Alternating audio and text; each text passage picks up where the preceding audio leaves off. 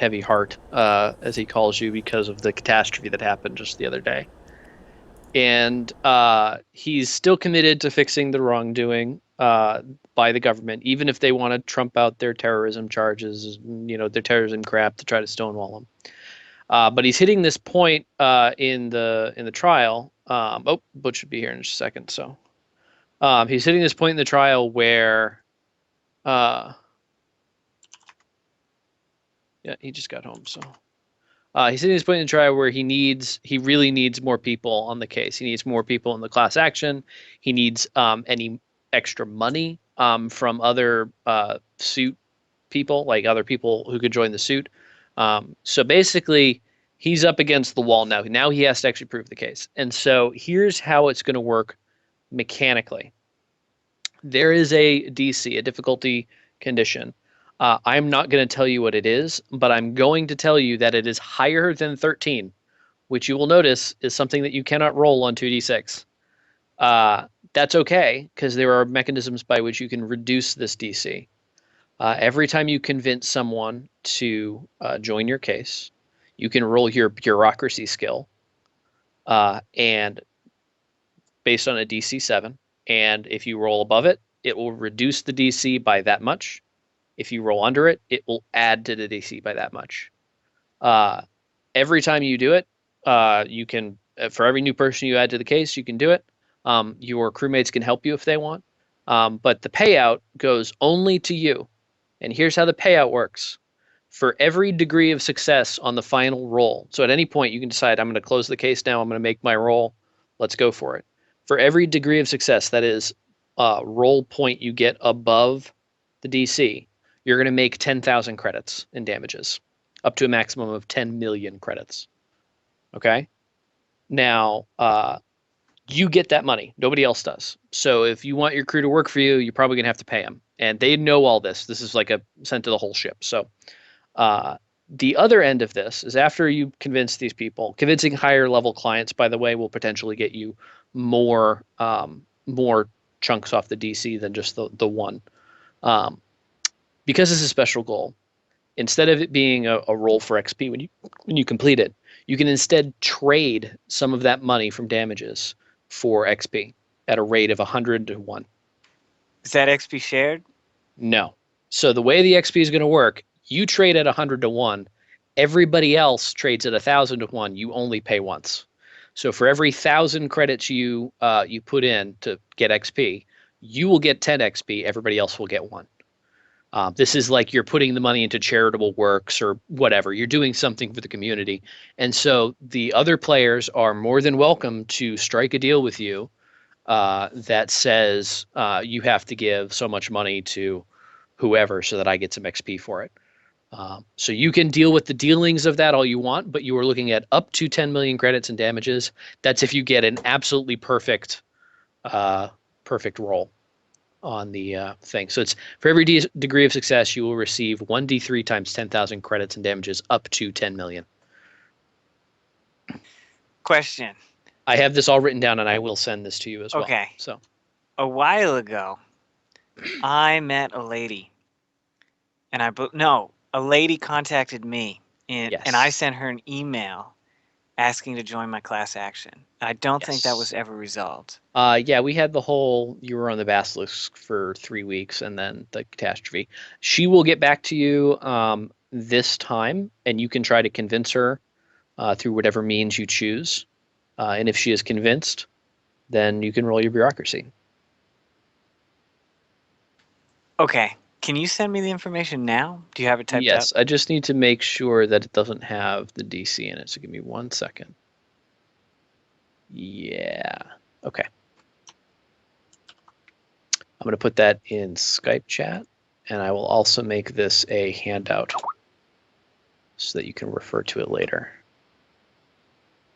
Handouts, add handout. So Butch, I just explained how Tacitus's lawsuit is going to go down. The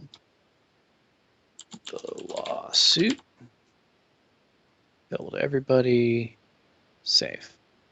So in the handout section, there is the big glut of text I just put in in Skype. And yeah, so you can read that at your leisure. But basically, you can get up to 10 million credits in damages. That money goes only to Tacitus. You know about that fact. So if you want, if Tacitus wants you to work for him, you can, feel free to make a deal. You can trade, or Tacitus can trade 100 credits for 1 XP at the time of uh, the closure of the case. For every 1,000 credits that he spends, you will get 1 XP. So it's a little bit less to the rest of the players, but everybody will get some experience if he spends enough money on it. So that is indeed that. So yeah, that all happens, and now we're going to do the cold open since everybody's here. So this covers some of what we already talked about, but that's okay. So the camera opens on an English-style office. It's an ornate room, longer than wide, with a desk at one end and some seating in the middle. The far end has a pool table and a small bar. A familiar man sits at the desk, talking to the office's owner. It's Henry Burke talking to one of the partners. I really think there's a case here, George. The partner looks grimly over the papers. Listen, I know it'll be uphill, but I think we can do it. Look at these numbers. This is no small payout. The camera wipes over to the crew approaching an apartment in a less destroyed part of town. Tacitus's phone buzzes and displays one new message from a lawyer, and lawyer is in all caps. So you guys last time were looking into something for the circumference, particularly some guy that they believe was one of the bombers. You are outside his apartment now. What do you guys want to do? Can I get a description of where we are in relation to the apartment and what the apartment looks like? Yeah, so it's sort of, if you think of it's not like a New York walk up, but it's like a smaller city, so like a Boston or a Baltimore. It's a bunch of like row houses, and it's a bunch of walk ups that you can head into. It's not a great part of town, but it's not like a terrible part of town. It's this guy probably had a decent job to live here. You don't know the rent prices. You probably ask somebody, but it's doesn't look like the worst part of it's not like they're in Hell's Kitchen or something. They're not in the bad part of town. This is probably roughly equivalent to like living in Queens. And yeah, you guys are just right outside the apartment that you got to go search. You see there's like tape on the door. Like police So tape? Yeah, like this police is tape. where we headed straight after our meeting with the circumference Yeah. people. You probably went back Okay. to the ship and then headed back out, but yeah. Okay. Am I armed? I don't know, are you? I would assume yes. Okay, what are you armed with? My SMG. Okay. You're probably getting a few strange looks from people carrying around an SMG, but Are we in a car? Did we come here in a car? I think you're standing outside the car right now, so you could probably leave your SMG in the car if you want. But like if you had it, people would give you strange looks. Okay, I'll leave it in the car then. What are the rest of you carrying? You guys got weapons? I'm clearly Rand- carrying my shotgun on my leg holster. Okay. So Randy's packing heat. Tess Randy has is got his strapped. car. Al, what do you got? If anything, A magazine, like the paper kind. just like a paper magazine, just like Rolled up extra tight though. okay, like you're gonna beat a bad dog. Gotcha. Is Not the that dog you with should us? ever do that. I don't know. Is Doug with you? If you want to I move would think you. we'd leave him at the ship.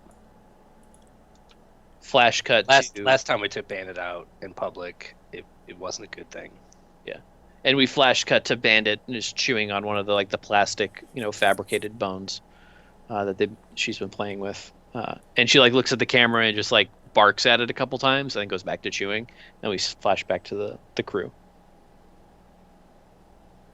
Now, last time we went out, it was established that some general weapons were more Yeah, likely than others to I be. think like in the more destroyed areas, it's more likely to be okay to carry like a SMG or a shotgun. in the But nicer now, areas. now that we're in the good Yeah. part of town, or the better part of town, Yeah, at least the area that it's- was less affected is probably the better way to think about it. It's not that it's the good part of town. It's not the best. It's sort of like being in not the greatest, not the worst, but it was an area that was not directly affected by all the explosions and shit. So the terrorists. Okay.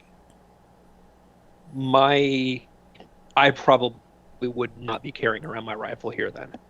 Okay. So it sounds like Randy is basically the only person who's actually carrying heat. Yeah, so you guys are standing outside this apartment. You see there's some police tape on the wall, like on the door. What do you want to do? What time is it? Mid-morning, so like 10:30.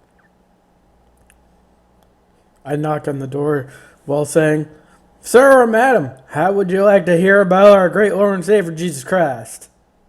No answer. Strange looks though. Do we have in the car our electrician uniforms we used a few Roll luck weeks check. ago?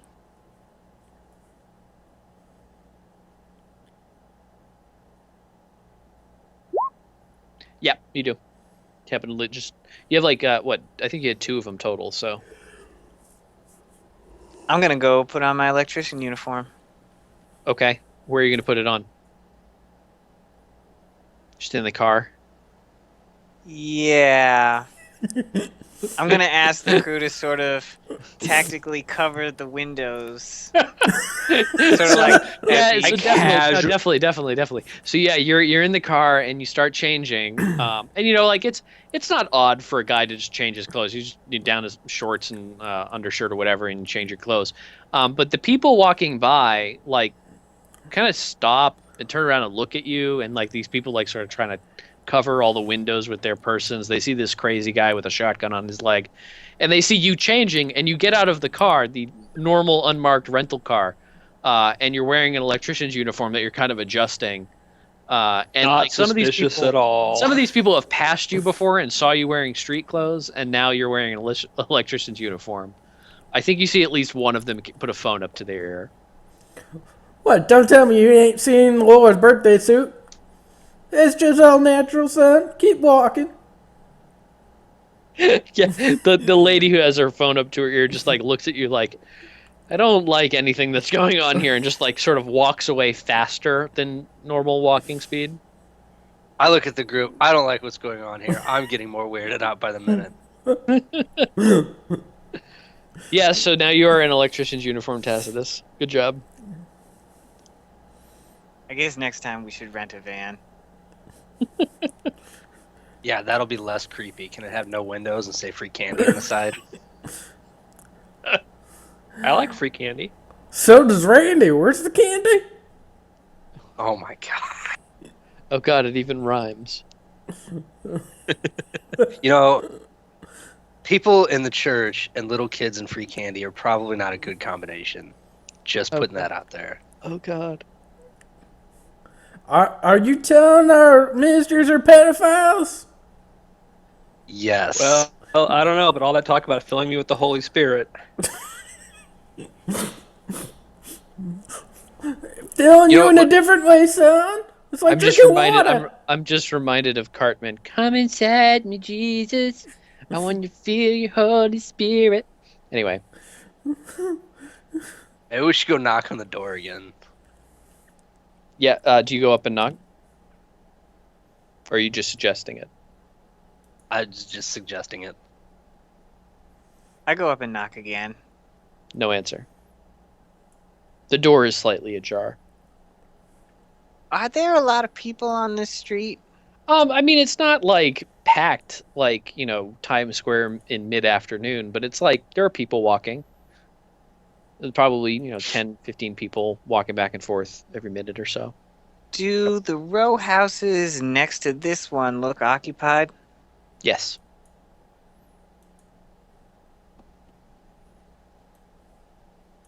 All right, here's what I'm thinking. Some of us will go inside, and some of us will stay outside and watch. Thoughts? Take Randy inside. He's Take going to Randy attract inside. attention. Did you both just like go take Randy inside in unison? Yes. Yeah. All right, Big R, let's go. You I walk got it, inside. Captain. All right, yeah. So you guys, the door just sort of opens and like, Tessie, you like just bust through the tape or you like walk under it or something? I would walk under it. Yeah. Randy, what do you do? I walk think straight through the tape. Yeah, saw that coming. Yeah, so the tape, pops and breaks free, and the door, sort of slowly saddles shut behind you. You're in a relatively well-kept like entryway. There's some stairs going up to your right, and then there's sort of a hall going back. And on the bottom floor, it says 101. And let me do a roll real quick. Okay. Yeah. So we see the camera sort of like sits and we see like Ari walking up and hear him fuddling with the tape. Yeah, and you see a name on the bottom floor. It's like there's like a mailbox that has a name and it just ends in Rodriguez. It's M. Rodriguez. And then upstairs is you can see there's 102. You can't make out what name is up there. Randy, do you remember the name of the guy we're looking for?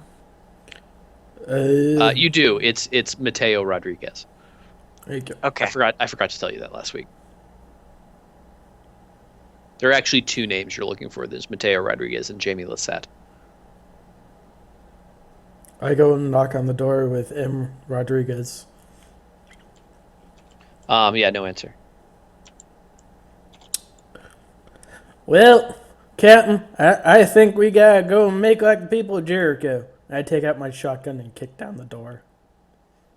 Yeah, so You're not even gonna give me a chance to say anything. You're Nope. just gonna kick it. let me just put these. These are the names you were given. So those are the two names you were given. Yeah, so you kind of just wind up and kick the section of the door that'll bust the jam out, and the door just flies open. It's a hollow door. It's like not even like a solid core door. It's just like an internal door. So it just blows out, and I guess the guys outside, you probably just hear like this muffled crash, and maybe you hear Brandy mumble, and then yeah. So you hear like a mumble, and like the door just. And you just hear this crash, and the people outside kind of like stop for a second, look to the side, and then just walk away a little bit faster. When you get inside, there is a very nice looking apartment. It's kind of like just IKEA furnished, so it's not like super fancy, furniture, but it's nice and well kept, very clean. You see, hang on, I have my notes. You see, like, there's a kitchen. There's no like dishes left out. Everything is, wiped down and clean. Everything's put away, very organized. There's a couple of books on a coffee table in like a living room with a little couch and a television. There's a room off to the side, and the kitchen is sort of right to your left as you walk in. It's a small apartment. I go immediately into the kitchen and look in the fridge for food. Yeah, you open the door, and the power has been out, or was out in this area for a little while. So when you open the door, and it's been, like a week since you guys have been here or something. I think it's been like 4 or 5 days. I don't remember, but it's been a little while, and it's been a little while since this thing had been working. So you open the door and you get just a strong whiff of very bad food. It smells like sulfur and putridness. Well, clearly the Lord doesn't want me to eat that. I close the door. Can you make a perception check against your wisdom? I think this is something that Randy might notice. Yeah, basically. Bad meat or good cheese. Yeah, so you do notice there's no beer at all in the fridge. In fact, there's no alcohol at all that you can see nearby. Well, hot damn, this guy's I can't even think of the word for it. Crap. Teetotaler? Sure, we'll go with that. I have no idea what that means, but okay, we'll go with that. Educate yourself, son. I am educated in the ways of the Lord. That's the only educated I need. Educating the ways of books. I did. Educating the way of books is by the Bible. Only book I need. I guess the Bible is comprised of many books, so 66, son.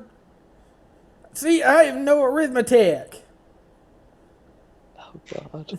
is there like an office in this little apartment? Is it like one bedroom kitchen? It's deal? sort of like one main room with like a uh, living room, kitchen. There's like a counter that is probably used for eating at as well as making food, and there's like a door off to the other like sort of. Let me see. I'll draw this. Hang on. I'll show you what I mean.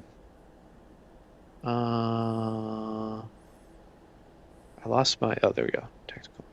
There's no combat going on right now. Don't get frightened. Actually, yeah. So let's do this. And that and that and that. Move these guys over here. Move these guys over there. And we'll get rid of this. Okay. So you're in an apartment that looks something like the following. So there's a big, whoa, that's not what I wanted at all. Draw shape, there we go. There's a big room like this, and there's a door like that. And so that little X thing is a door because I don't know how to work this program. And then you guys came in. There we go. There, so you are here, and I think I have a Randy in here somewhere, right? Oh, no, I don't. I don't need this. I need that. I need that. I need Randy.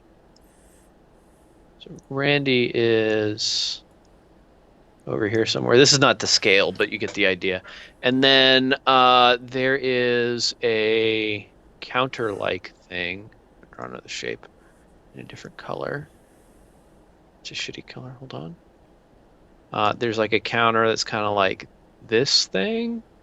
So it's sort of like a long hall. And then there's a couch in the far end. So it looks a little bit like this. And that really thin line is like a TV. This is a coffee table, and then that's a couch. And there's a couple of windows on the back wall. And what's this thing again? The bow tie? That's a door. I just Okay. did a bad job of drawing it. In fact, I'm going to redraw it, so hold on. There is a door back there. Let's do it freehand. Like that. Oops. Yeah, so that's sort of how the room is laid out. And it looks like, he probably would use the counter for like eating at as well. There's, general appliances and sort of where that back wall where Randy's looking. Fridge and more counter space and that kind of thing. I mean, it's like a small studio apartment, basically.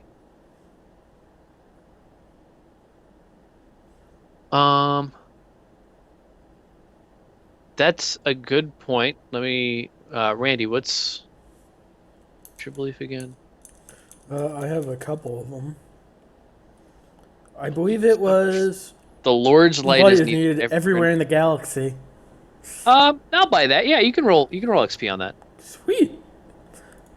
Thanks, Mike. Good call. Yeah, you guys, if you think you completed a belief or did something that merits that, please speak up, because I'm not going to be able to keep track of them all. I didn't even think about it. Yeah. Which is a good thing. It means you're in character. But okay. Yeah, so Tessus, what do you want to do? I'm gonna walk up to the door here-ish. Okay. Yeah, so as you walk by, you see the TV is covered in a thin coating of dust. The couch looks very, very clean, but also getting a little bit dusty. So it's like it was kept very clean, and now it's just due to disuse has been getting dusty. As you're walking back, I think the camera sort of like fades across or something to Ari and Al standing outside, and I think you guys probably, you're standing there for a while, and if someone finally gets the courage to come up to you and say hi and ask you what you're doing.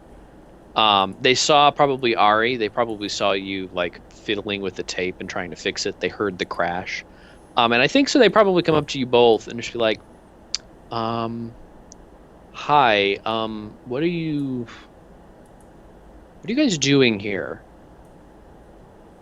Now, what was the premise we were sent here on again? You were sent here, so we have a little quick flashback, and we see a man in that bunker, and he's talking to you. And he says, we need you to investigate one of the bombers.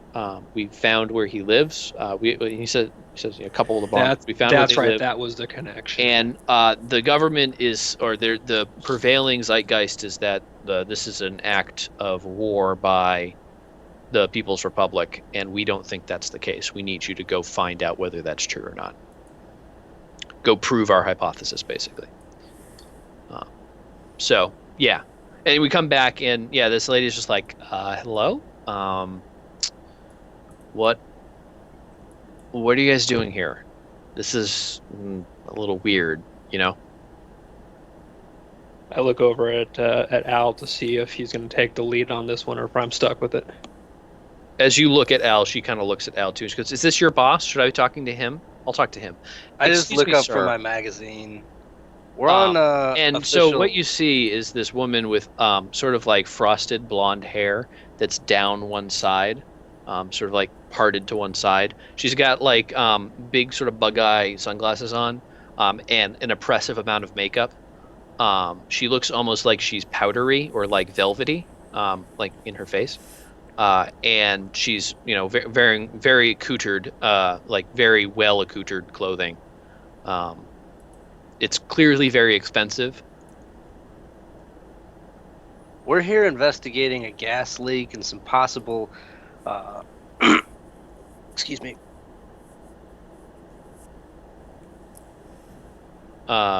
Investigating a what, sir? Sorry, I was coughing. I didn't want to cough through my mic. That's fine.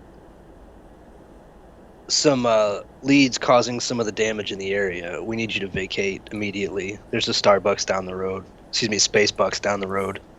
She looks at you and goes, "Excuse me, I'm part of the neighborhood watch. I would hear about that.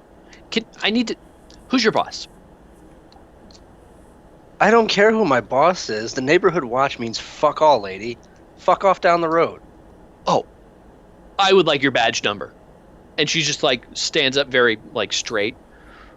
And like 867-5309. Now and she fuck like off down she the road. pulls out her phone and like types that in, and it starts to auto space Google. Can you make a luck check?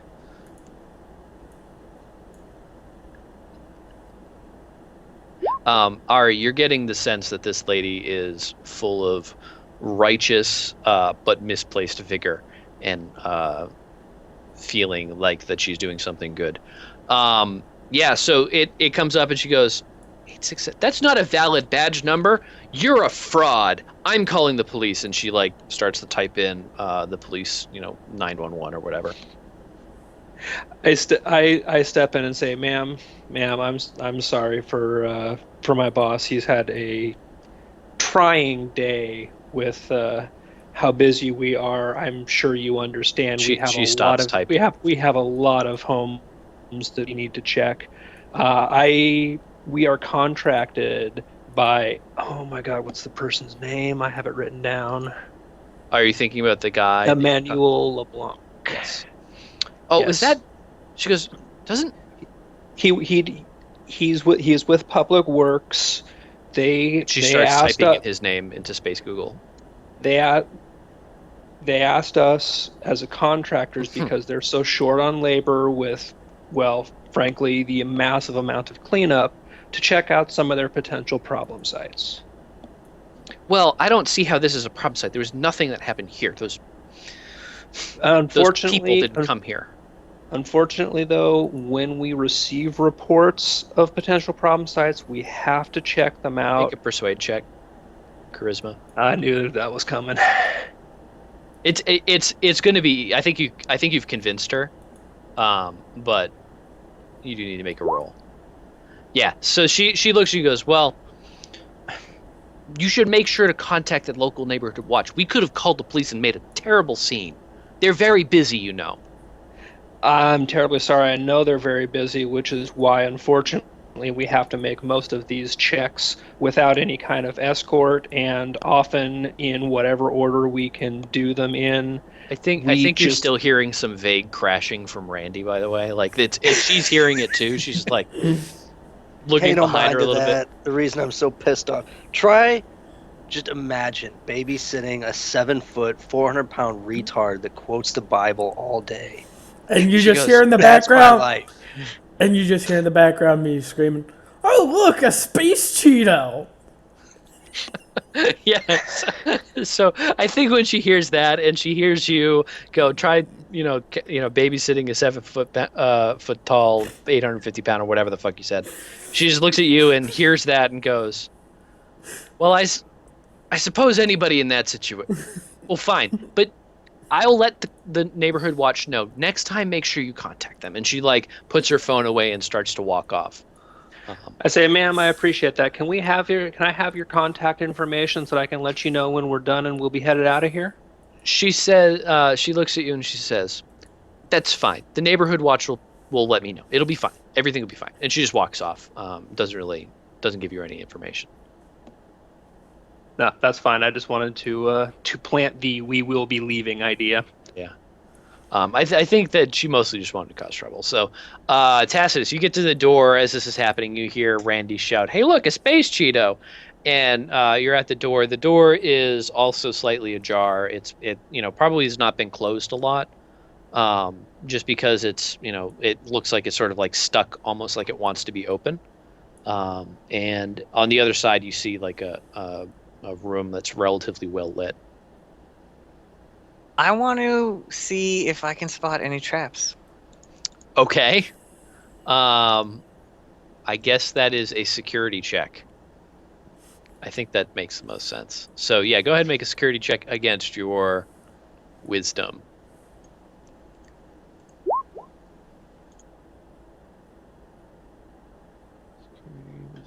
How'd you do? Yeah, you look around. There are no noticeable traps. It looks like it's just a normal door. Okay, I open the door. Okay. Yeah, you open the door, and in the other room, you see an arrow trap. No, I'm just kidding.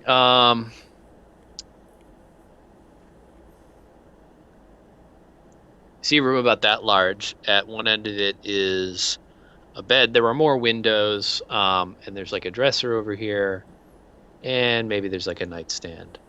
The nightstand is got a small alarm clock on it, as well as a small book. Yeah, that's it. And there's one more door in the back. The door there is open, and you can see that it looks like it's a bathroom. What's the book? You can't tell from where you are. I walk up to the nightstand.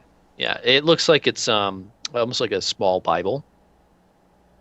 It says on the front, Holy Bible, and then at the bottom it reads KJV 1611. I pick it up and flip through it. Yeah, it's a Bible. There's a few like highlighted passages, mostly towards the end. It looks like it starts on Matthew. It's like that you open the first page and it says Matthew, and then towards the end of the book, there's a lot of highlighted passages and dog ears and stuff. Hey, Randy, come check this out. All right, and I come over and I come to Tassus with a bag of space actually- Cheetos that I'm munching on. Yeah, so Tassus is probably over here, so you probably walk around. Yeah, and so Randy, as you're walking through this door, actually, can you make another perception check? Yes.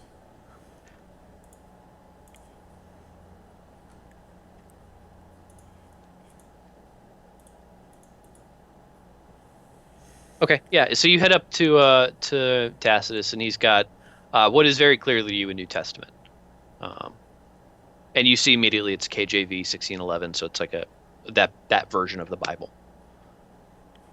Well, at least it looks like he's studying the Word of God. And I ask for, hey, Tessus, can I have it? You may have this. And I give it to him. Thanks. And Yeah. I start flipping through it and trying to perceive what passages were specifically highlighted for maybe Make a religion check against your Nice. intelligence.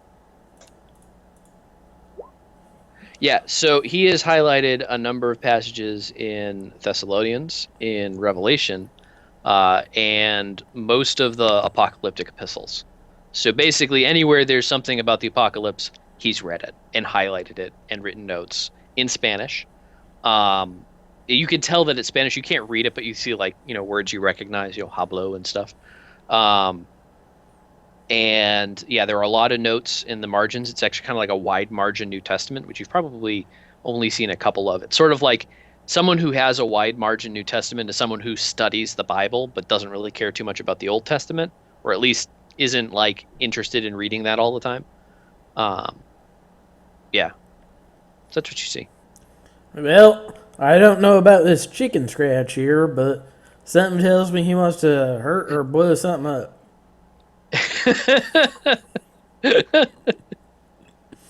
An astute observation, as always, Randy. Thank you, Captain. I like not only not only do you state the obvious, but you changed accents when you did it. You're like a different kind of Southern now. Did I do that again? Shit. Yeah, it was great. It's sort of like you're cycling around the same drain now, at least, but it's hilarious. Yeah, so it looks like he was interested primarily in apocalyptic biblical literature. What else do you guys want to do while you're here? I'm gonna peek under the bed. Okay, yeah. Well, yeah, but I think when you peek under the bed, you see there are a couple of boxes, and then you also notice that the mattress is sort of lifted up in one area. And the boxes are they're labeled, and one's labeled like winter shoes, and one's winter coats or something. Any monsters under there, Captain? Oh, Jesus, this is another accent. Maybe. I need to look in these boxes. Well, you do Yeah. that. Am I wearing gloves? I'm Sure that I I don't am. think. Well, I guess you're probably wearing work gloves from the electrician's uniform, so yeah. Okay. Well, suck it Randy up. is You're not. not going to get space tetanus. I'm gonna grab the winter shoes box and open it. Inside, you find a number of pairs of winter boots and other kinds of shoes. He's got sort of heavy snow boots, sort of waterproof heavy snow boots, and also some hiking boots, and a pair of sneakers that appear to be salt crusted. Nothing else of interest. I'm gonna take the pair of sneakers. Okay, you now have a pair of salt crusted sneakers. Please add that to your inventory.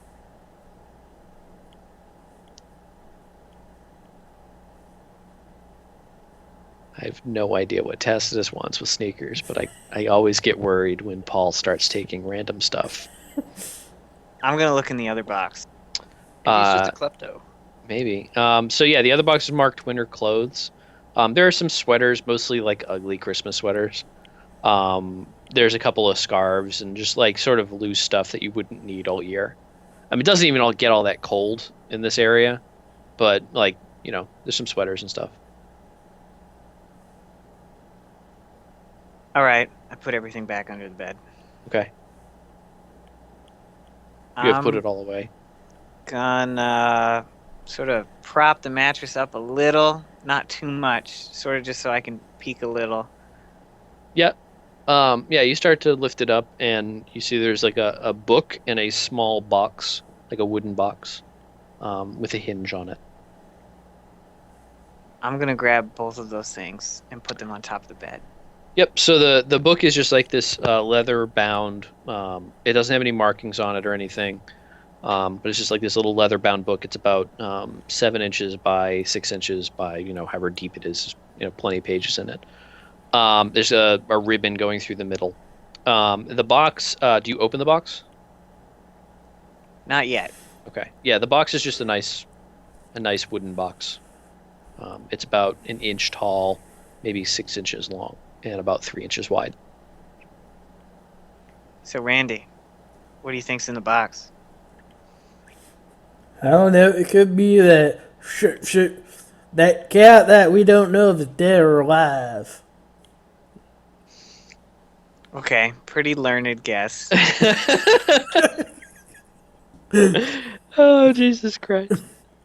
Oh, man. I'm gonna go ahead. I just want to know if there's a dead cat in there. We'll figure it out soon enough. Ari, I think you feel like just this wave of confusion coming from Randy, and then a wave of like exasperation coming from Tacitus from wherever you are. You're just like this gets to you, and you probably just like, oh God, he's doing it again. Multiple Southernness disorder. Yes. Yeah, I think. So, Randy, do you open the box? Yes. Yeah, inside there is a pen. It is a fountain pen. There's also a small vial of ink. The pen is very fine. It's made of what looks to be like gold filigree, basically. It's like a long sort of tube, about 5.5 inches long. It's got like gold plating and filigree on it. The clip is a stylized angel, and it's holding out a sword, sort of down at its side. So it's all flat, but it's like holding out a sword at its side. And it's this very ornate pen. That's a fancy pen. Sounds like something that the Lord made. And I just take the pen. Do you take the whole box? Or you just take the pen? I want the pen with the angel, so I just take the pen. Okay. So apparently Randy doesn't know how fountain pens work, but that's okay. Yeah. Yeah, so you now have a very nice pen. Put ornate fountain pen in your inventory so I remember how much it's worth. Yeah, so Randy reaches out and takes this pen. Tacitus, what do you do? I'm gonna pick up the book and see if I can identify it, like if it's an actual published book or just like a notebook. It looks like it's a note. So do you open it? Yeah, I open it. Yeah, it's a notebook. It's all in Spanish. You notice a few words that you probably have, just recognize that are like English cognates. So you see, like a word that means habit, and a word that means journal, and a bunch of dates that you can just sort of parse, but you don't really understand anything he's writing. At the other end of the book, so you probably like flip through the whole thing. At the far end of the book, it looks like he stopped writing somewhere and then started writing backwards through a notebook. He's only writing on one side throughout the whole thing. And the end of the notebook is just a list of dates, places, and times. And so you'll see like, 32nd Street, 4 p.m., and on the 15th of January or something. And so it's just like probably 3 to 5 pages of that. Are there any dates in the future?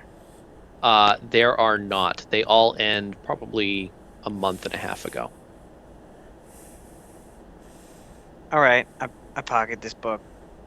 Okay. You guys want to do anything else while you're here? I'm gonna go walk over to the drawer. Yep. Okay. Yeah, on top of it, you see like there's some personal items, just like cologne and probably like a shaving kit is left there, or something, just various stuff you would find on top of someone's dresser.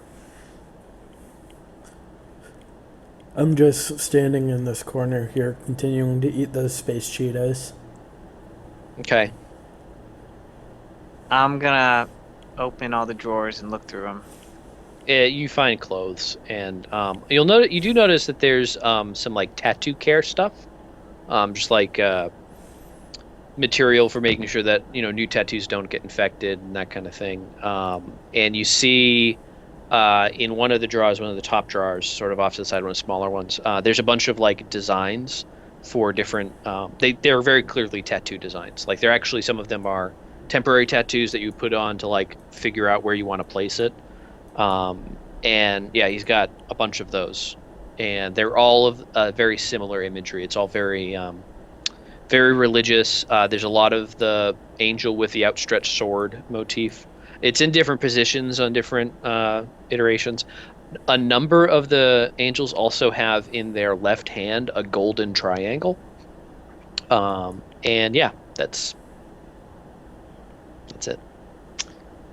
I'm gonna bust out my camera and take a picture Okay. of Yeah. these tattoo things. Yeah. Write down whatever you want to remember about these things, and you have that item.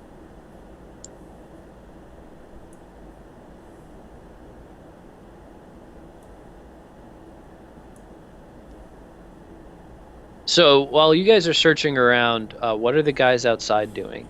Like, Glad I brought a magazine to read. just chilling out, reading a magazine. Ari, what are you doing? Pretty much lounging on the front steps of the house.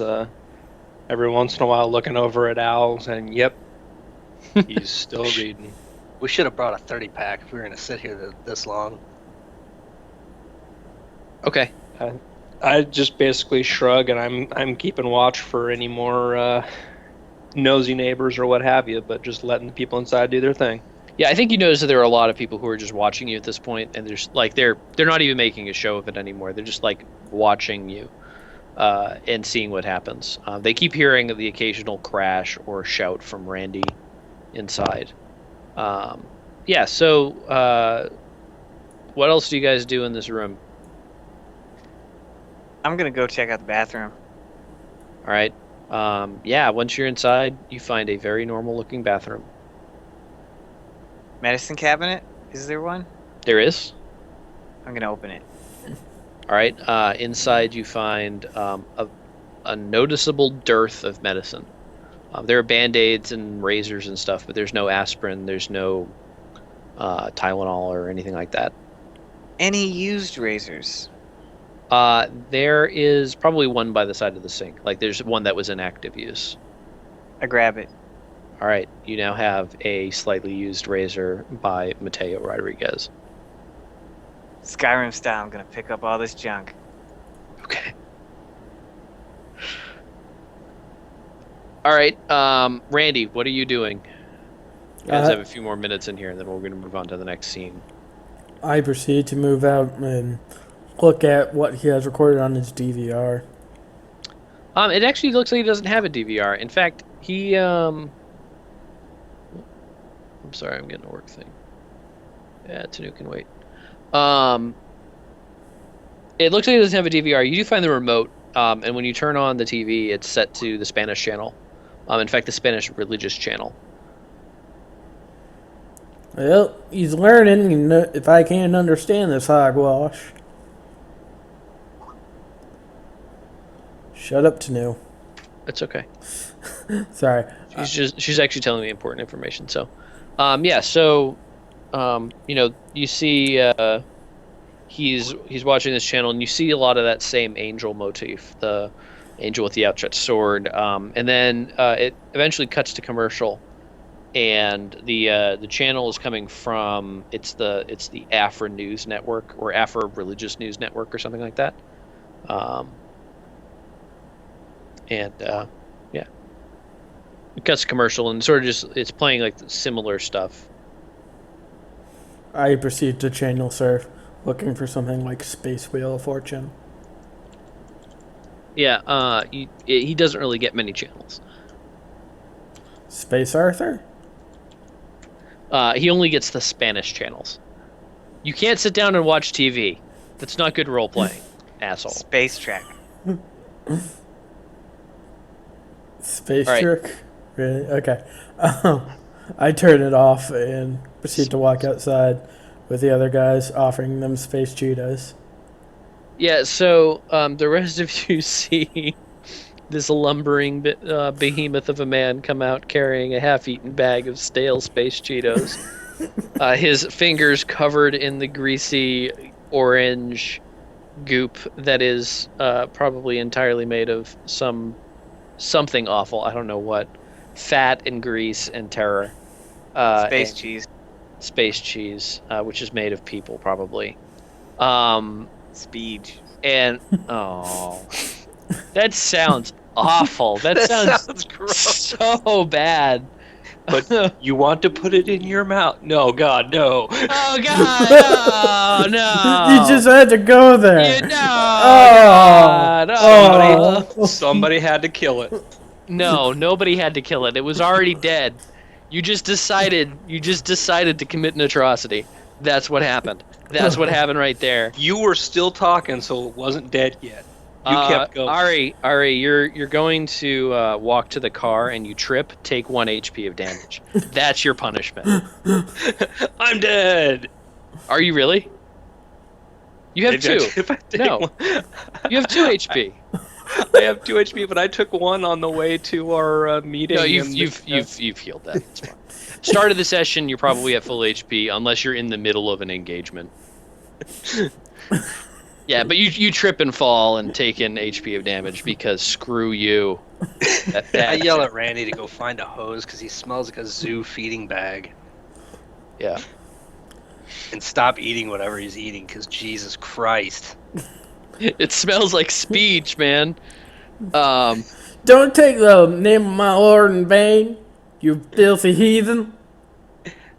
I interrupt and say, Tacitus, we've attracted a lot of attention from the neighborhood. They have a neighborhood watch here. We probably should leave if you're done in here. Yeah, that rich yuppie bitch was serious. Are you Yeah. done, Tacitus? Are you coming out? Yeah, I'm all done. All right, yeah. So you head out, and I think as you do, you see this same, as you put it, yuppie bitch. I didn't give you a name, so I guess I can't fault you for not calling her by her name. She's coming back, and she's got a police officer with her. What do you guys want to do?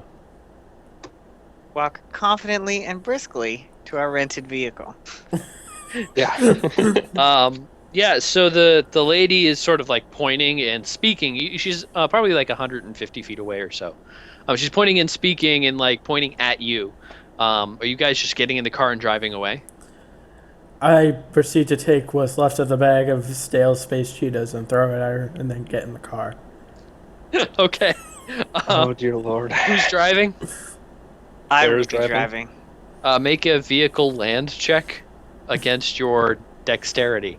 I just want to put it out there that the last time we ran from the cops, 2 of us died. You wouldn't know that. Oh god. Oh, you. Oh. Yeah. So you're about to start the car, and you hear this on the front of the car, and you see in front of you, Tassus, as you look up, there's a police officer looking at you and pointing at you, and then pointing outside. I roll down the window. I assume we didn't get automatic windows, so I work the hand crank. He looks at you and he's like, "Sir, get out of the car." I shut the car off and I get out. Yeah, and so you get out of the car, and he goes, "What are you doing here, sir?" You might want to talk to my boss. I'm just the driver. Who's your boss, sir? I point to Price. I fucking knew that was gonna happen. Passing that buck. So he looks at you and he goes, "Son, get out of the car." And he like looks Shake down my at you and then head and get out of the car. and he goes, and he looks over at his partner who's behind him, and his partner is at that sort of standard distance that the partner stands when he's pulled a car over, which is always like 30 feet out. He's got eyes on both of you, and he's got his hands on his hips, just waiting. Can I And get an empathy on the guy who is currently doing the talking? sure, he's annoyed. Let me make mental effects save for him. Yeah, that's what I was. I gotta roll above mental effect, right? Yes. Yeah, so he's thinking, God damn it, this bitch again. I hate this job. I hate this job right now. There are better things I could be doing. Okay. Is he giving off any kind of a like excuse for cracking skulls vibe, or does he look like does it look like if I stepped out to talk he would flip the fuck out? You get the sense that he is a very upset individual right now. He is not interested in being here any longer than he has to be. Uh-huh. And in particular, he the thing that keeps running through his mind is like, I have better things to do. This is not the thing I should be doing right now. That motif of thought is coming up in his head all the time. Yeah, that's his general tone. Well, I'm going to slowly open my door and see if he reacts to me starting to get out. I think you see his partner like say something into his comms, and the guy immediately looks at you and he goes, "Sir, you don't need to step out. It's fine. I need to talk to your employer, I guess." And I say, I know. I think I can probably clear this up faster because I was the initial point of contact with the person who contracted us to do this. My boss doesn't handle things like that. He just looks at you and goes, "Fine. Okay, we'll have a 3-person conversation. Get out of the car." Is it okay? So I step out, making sure that my hands are in sight. I'm doing the no excuse to fuck with me thing. Mm-hmm. And I say, I'm terribly sorry. This is our fault for not communicating properly ahead of time, but I'm sure you understand we're just as rushed as everybody else is here. A manual from Public Works has contracted us to check out just a few reports of sites that may have been affected to a lesser degree. Sure, yeah, by the okay. events. Do you have any ID? You said I a look over it. manual from DPW? I hold Yes, up. As he we've says done- that, I hold up the white blank business card that Circumference gave us. He sees this and immediately blanches. And he looks at you and he goes, "Okay, yeah, no, you guys are fine. Sorry to interrupt. Please be on your way." And he turns around like that. He takes the lady by the arm. She's protesting and says, "Don't fuck with these people," and pushes her away. He turns his partner around and gets back in his car and drives away. Praise Jesus! Shut up with that Jesus talk. We're fucking rolling. Let's get the fuck out of here. Yeah, straight back in the car. Let's get the hell out. I get back in. So you guys head back to the ship. Or do you head back to the ship or you go to the other apartment? You had two names to research. I'll put it to the crew. I think we should go to the other apartment. Is the other apartment like away from the street? Is it a different location? Yes, it's like another part of town. Yeah, let's fucking go. Let's maybe scout this part of town before we just pile straight into the apartment. Oh, come on. You ain't live a little? I don't know. Do you want I to find another smile bag and I of say, Cheetos well, to eat? yeah. Randy's We're the always ones who down for some almost- space cheetahs. Did he just say space cheetahs? Yes, you did. I can't do a southern accent well.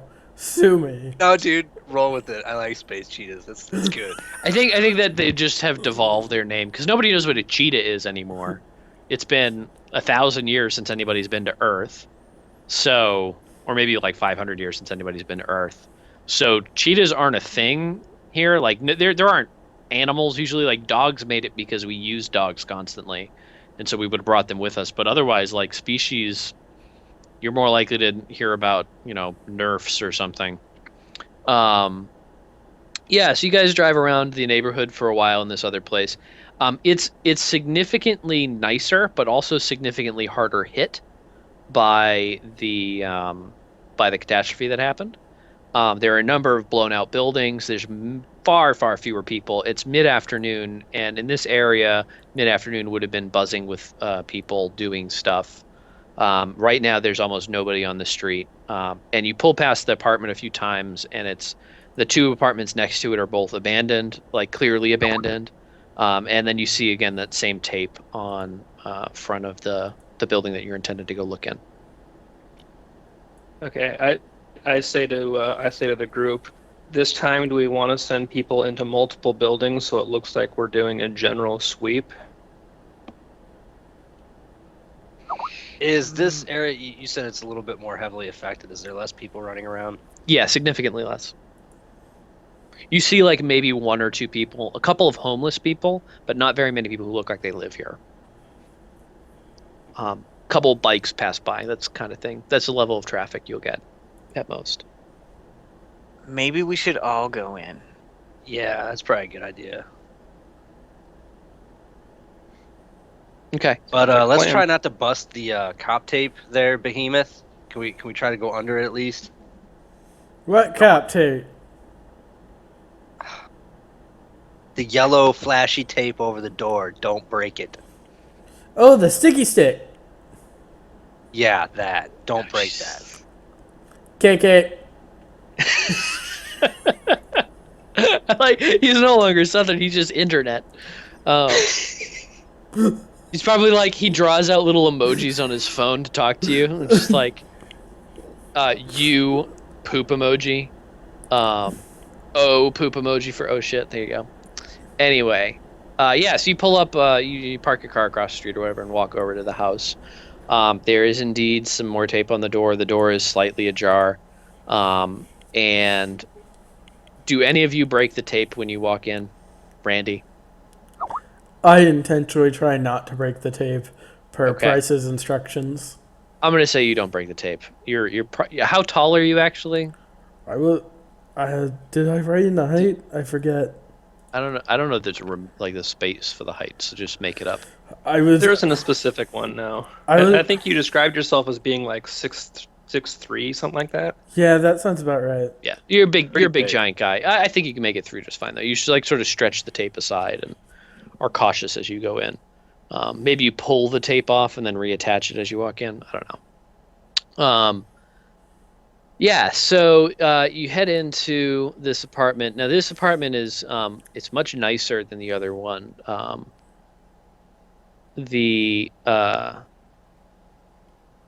sorry, my brain just stopped for a second. The apartment is much nicer. It's similarly laid out because I don't want to redraw the map. But it's the furniture is more like Pottery Barn level than IKEA. And it's actually, it looks like it's a two-story thing. So like the bedroom part is probably on the second story. And those stairs lead to, or that door leads to stairs that go up. It's a much thinner apartment, so it's not like it's spread out, but it's much nicer and clearly would have cost more had it not been for all the devastation.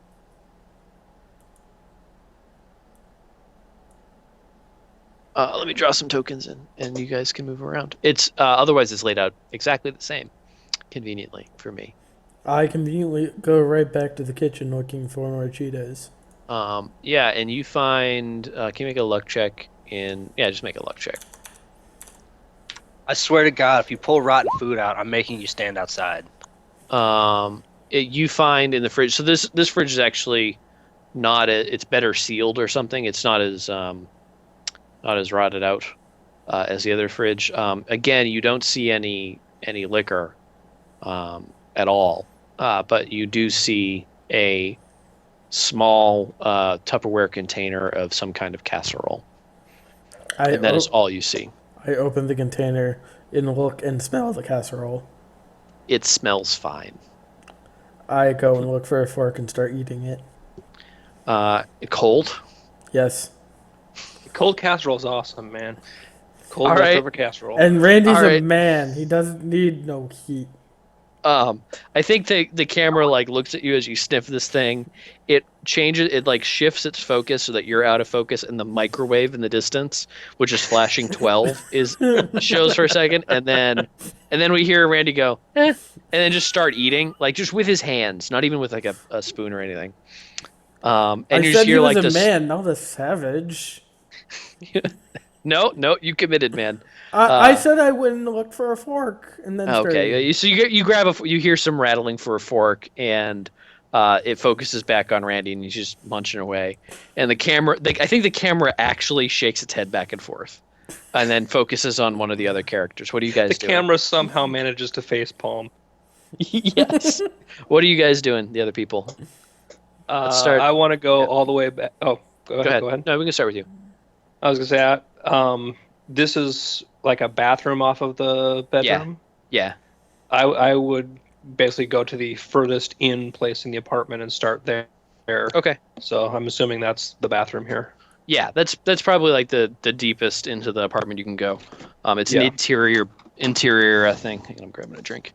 Um, yeah, so in the bathroom, it looks like a lady's bathroom. There's various lady stuff, product for her hair. Feminine hygiene products. Feminine products, not just hygiene products, but like, like Makeup, various stuff like makeup that. and conditioner. There's like 600 different kinds of conditioner. It's typical white ladies bathroom. Okay, so I do the whole, checking through trash, check under the cabinets, see if the mirror has a medicine cabinet as well. Yeah, you notice in the medicine cabinet, there are razors and such like, but there is no medicine of any kind. So there's no analgesics, there's no Tylenol, no aspirin, nothing like that. But there are like razors and makeup and that sort of Okay. thing.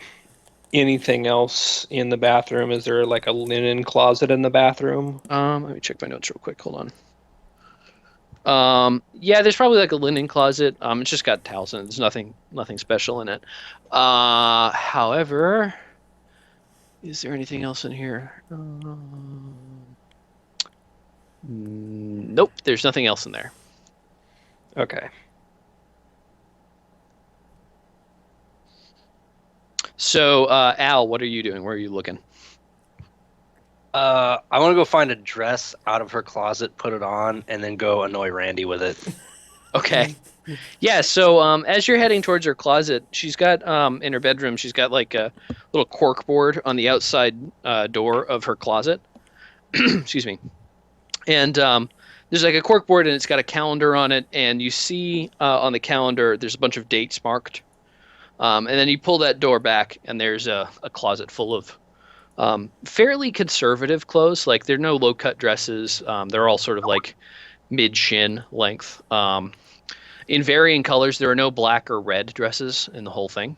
But there are a number of like nice-looking sundresses and stuff. Perfect. OOC for a second. Did Testis never really shared like the notebook that he found, right? Did he take did. that? I don't know, Tessus, did you talk to people about that on the drive over? Yeah, I would have talked about it. Okay. I'd call Tassis over to show him the calendar with all the dates on it. I'm gonna open the notebook to see if So, the dates line up. yeah, before we do that, I was gonna say, if the notebook had been shared, there probably would have been some other conversation because I can probably read it.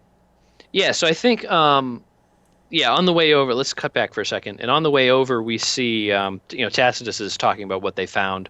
Randy's probably talking about the Cheetos that he had to throw at the lady. And, he's like, oh, I found this notebook, and, we can start from there. Yo, I found this notebook. Are you like showing it around, or are you just saying that you found a notebook? Well, I'm driving, so I'm probably talking about it. I would have taken the notebook from him and started opening it and reading it to the group. Yeah, and you look at it in it's Spanish, and you like, it says hablo something or other, and you can't read it. Like you can parse it, but you can't pronounce it very well. Yeah. Soy es un banana. As soon as I hear the mangled Spanish, I say, "Would you like me to read that?" Oh, you can. Yes, if you could read that. Say, I'm rusty, but I can give it a try. Yeah, so you speak pidgin Spanish, right? Like sort of like Spanglish, essentially. Exactly, a mix of mostly Spanish, but probably a lot of odd colloquialisms thrown in there. And where are you from? Ibernalo. Okay, yeah. I kind of like the idea that because it's such a Badlands, awful, probably largely cut off planet. Yeah, there was a lot of Spanish there at some point in time, but it has mutated. What it is you speak Mexican, but you don't speak Castilian. So it's just different enough. That kind of thing. Yeah. So go ahead and make an intelligence check, just a flat intelligence check. All right, hang on one I don't second. think there's like a language skill. I guess there is a language skill. Make a language check. Intelligence. Well, yeah, the language skill is actually just when you pick points up in that, you get extra languages. I see. That's how that skill works. And that's why everybody has -1 in it, unless they have a bunch of languages. Yeah.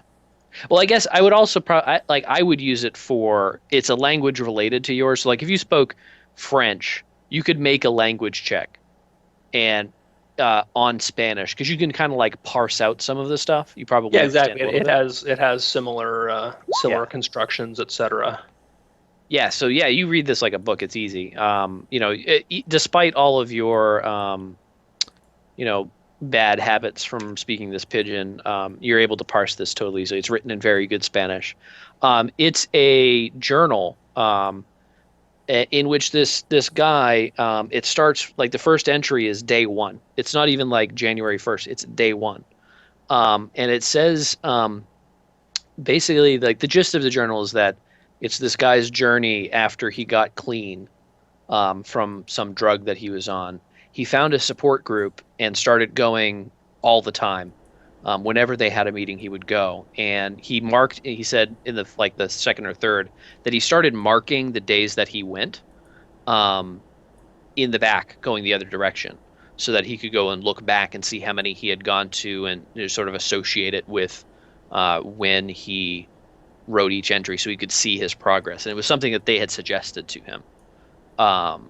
Yeah, and so that is basically the gist of it. And you can see as you read it that the language that he's using slowly becomes more specific. So like if you've ever known anybody who like joined a club, even like a normal club, not like a cult or anything, as they join a club, they start to pick up language that's unique to that club and that group.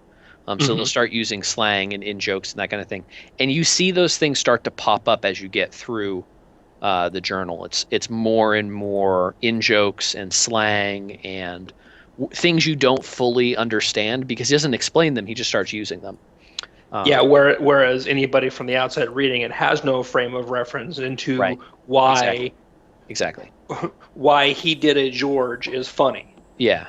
Yeah. Oh, yeah. He pulled a Jorge, and everybody laughed really hard. Well, I don't know what that means, but I know that it means something to him. So, and it slowly becomes much more dense with that kind of language and this sort of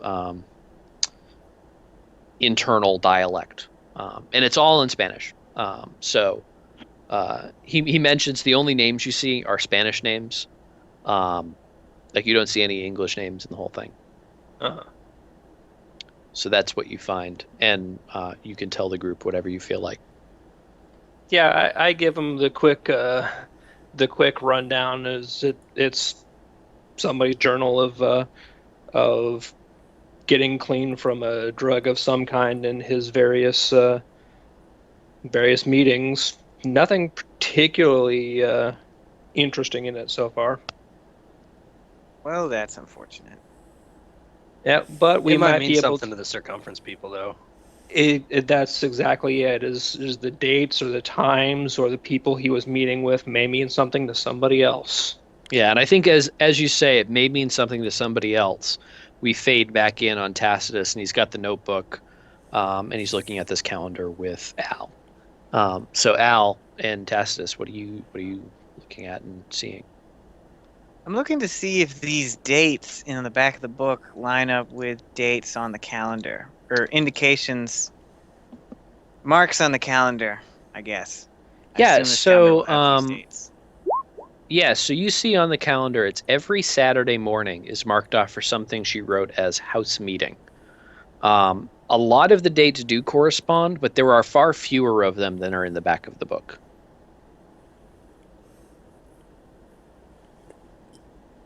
This is an interesting clue. I should take the calendar. I've already got enough stuff. Can you take it? Yeah, man, I got you it. You do have a very large inventory. It's actually showing up in red now because I think you have too much stuff. Like the sheet is having trouble. We'll have to figure that out at some point. Yeah, so Randy, what are you doing in the meantime? I proceed to walk over to the TV and also turn it on. Probably off eating casserole. He's passed out, food coma. Tacitus, after looking at that calendar, Well, with that, I'm hoping when I what's turn your on the plan? TV. What are you looking for? Gonna go into the bedroom, do some inspecting. All right, yeah. So you were in the bedroom looking at the closet with Al, and then yeah. So where are you inspecting in particular in the bedroom? I'm gonna look under the bed. Okay, yeah. Under the bed, you see a lot more boxes than you did under Mateo's bed. There are boxes labeled with dates and names of people you've never heard of. They they usually it'll be like a date, a name, and there are a lot of the similar names underneath this, and then there'll be a clothing item. So it'll be like January 3rd, some guy's name, I don't know, Leo, and then shoes, or March 15th, and it's Veronica and dresses or something. Is Mateo's name on any of these boxes? There is it's a good question. Hang on a second. Let me look at my notes. No. They're all stereotypical sort of white English names. Do any of the dates on the boxes match up with the dates in the book? I think probably not. All right, I take one box at random. Yeah, there's clothes and stuff in it. There's nothing astounding in there. What kind of clothes? A couple of dresses, some like pants and blouses, and one of the boxes has shoes in it. I imagine you go through a few of these boxes, and it's just clothes. Do the size of the dresses match the size of the dresses in the dresser? Yes. There's a couple that are slightly bigger and a couple that are slightly smaller, but they're all sort of generally in the same region. They're the same sort of style as well. They're all kind of sundresses and not low cut, very conservative. I bet Judith would like one of these. And I put it back. I think the camera plays the show plays some sad music, and then you put it back and it moves on. Judith and Tacitus OTP. What does OTP mean? One true pairing. It's a silly joke from people who do fan fiction. I am not one of those people, but I enjoy making the joke. You sure know the lingo. Like I do part know of a the lingo. club. Like I'm part of a club, yes. That is awfully suspicious. It is. Maybe I'm part of this evil cult that is perpetrated an evil bombing. Is it the same one that's posted the picture I've seen on the TV that I also posted in chat?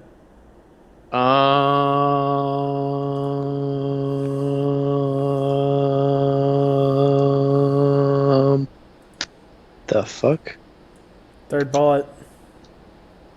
Licensed stores could sell marijuana at special events. Jurisdictions decide whether users can legally consume it. Sellers would also have to supply snacks. Fantastic. That's not legally required. It's just like economically required. Anyway, no, you don't see anything like that on the TV. What are you doing in the meantime, by the way, Randy? After discovering that they probably also do not have a DVR, I'm kind of looking under the couch and then the couch cushions for spare change. Okay. Roll 10d6. Sweet.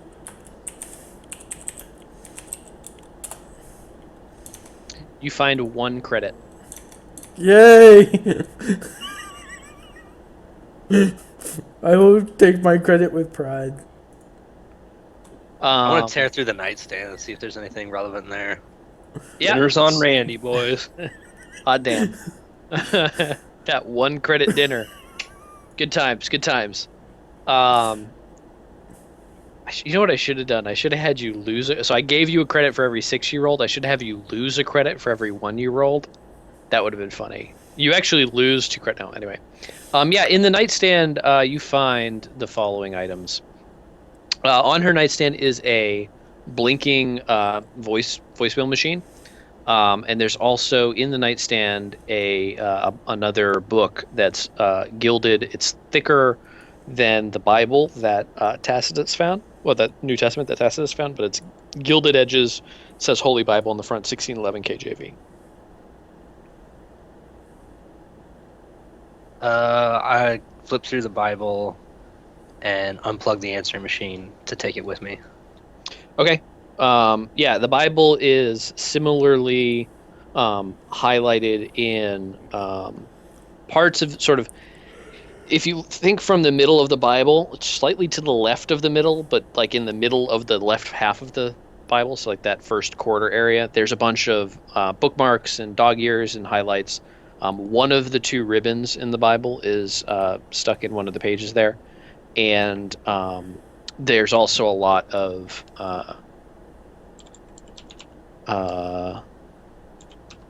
highlights and such in the back of the book as well. Did we take the Bible from the first one? Randy had that? Yes, he definitely took that. Okay. I'm not giving him this one. We'll hide it. But we should turn this into circumference people too. I bet you all the highlights and shit dictate. In fact, I want to take a pen and paper out and write all the names and dates from the boxes underneath the bed and take Okay. that with us. Yeah, so you pull out all these boxes and give me a second. I will get you the names. You see, there are a bunch of boxes, but there are 4 names that come up. There's Frankie Hall, and it's got a date of 13-MAR-3258. There's Terry Anderson, which has a date of 16-AUG-3259. There's Carmen Ward, which has hang on.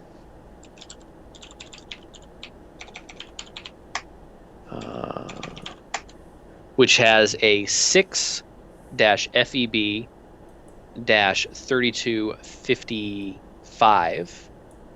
And there's Morgan Houghton, that's Houghton, which has a 29 Jan 3260. Okay. What was that last name? Morgan Houghton. Houghton. Houghton. The rest of the boxes all share those 4 names. Some of them are just Houghton. They're not like Morgan Houghton or M. Houghton or something, but you figure they're all the same thing. Before I unhook the answering machine, I want to play the message that's on it. Okay. Yeah, you hear older woman. She's talking to, and she keeps addressing this person as Julie. She's like, Julie. And the first one is just, hey, I thought you were going to show up today. It's your mom. Call me back. Click. There's another message. It's like, hey, Julie, still haven't heard from you. Wondering where you are. Wondering what's going on. Give me a call. Click. As the messages play, this woman grows more and more panicked. Julie, where the hell are you? I'm hearing all sorts of crazy stuff from the news, and people are getting hurt, and give me a call. And then it gets to the last message, and she goes, Julie, I really need you to call me. It's really getting scary. I want to know where you are. I want to make sure you're okay. Please call me. And it stops dead mid-sentence. And there's just a faint pop before it stops. Well, that's friendly. Mom got capped. It doesn't sound like a gunshot. Probably blown Like- up. Yeah. Like the thing stops, but you hear like this sound in the background. Stabbity stab.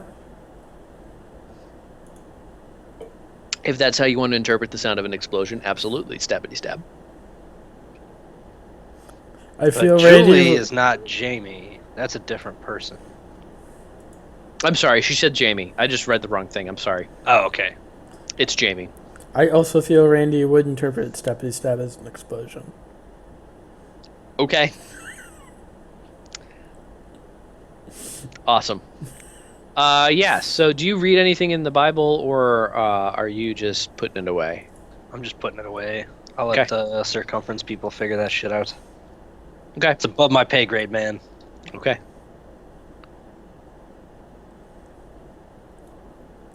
All right, so Randy, I think you're sitting in the living room, right? Like on the couch or something?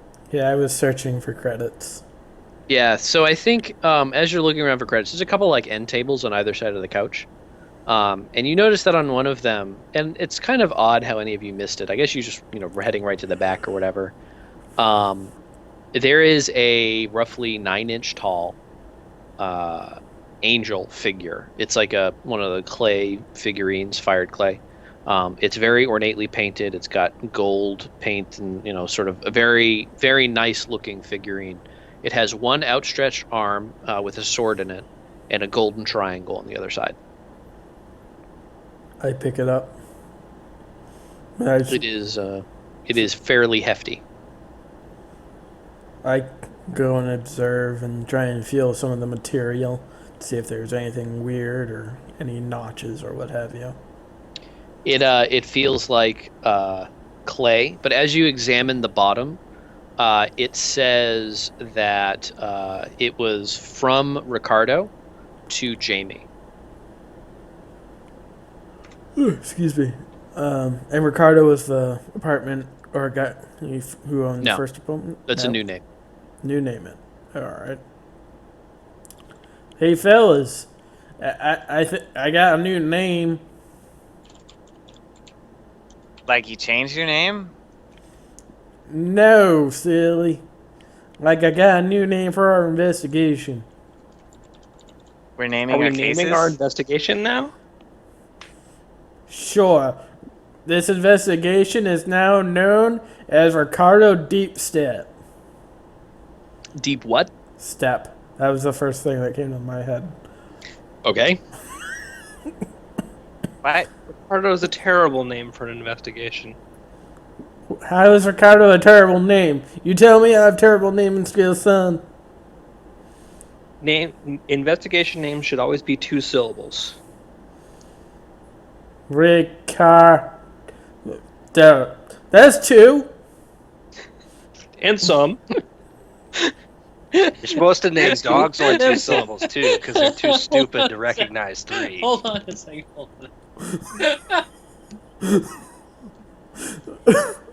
I think we broke them. I win.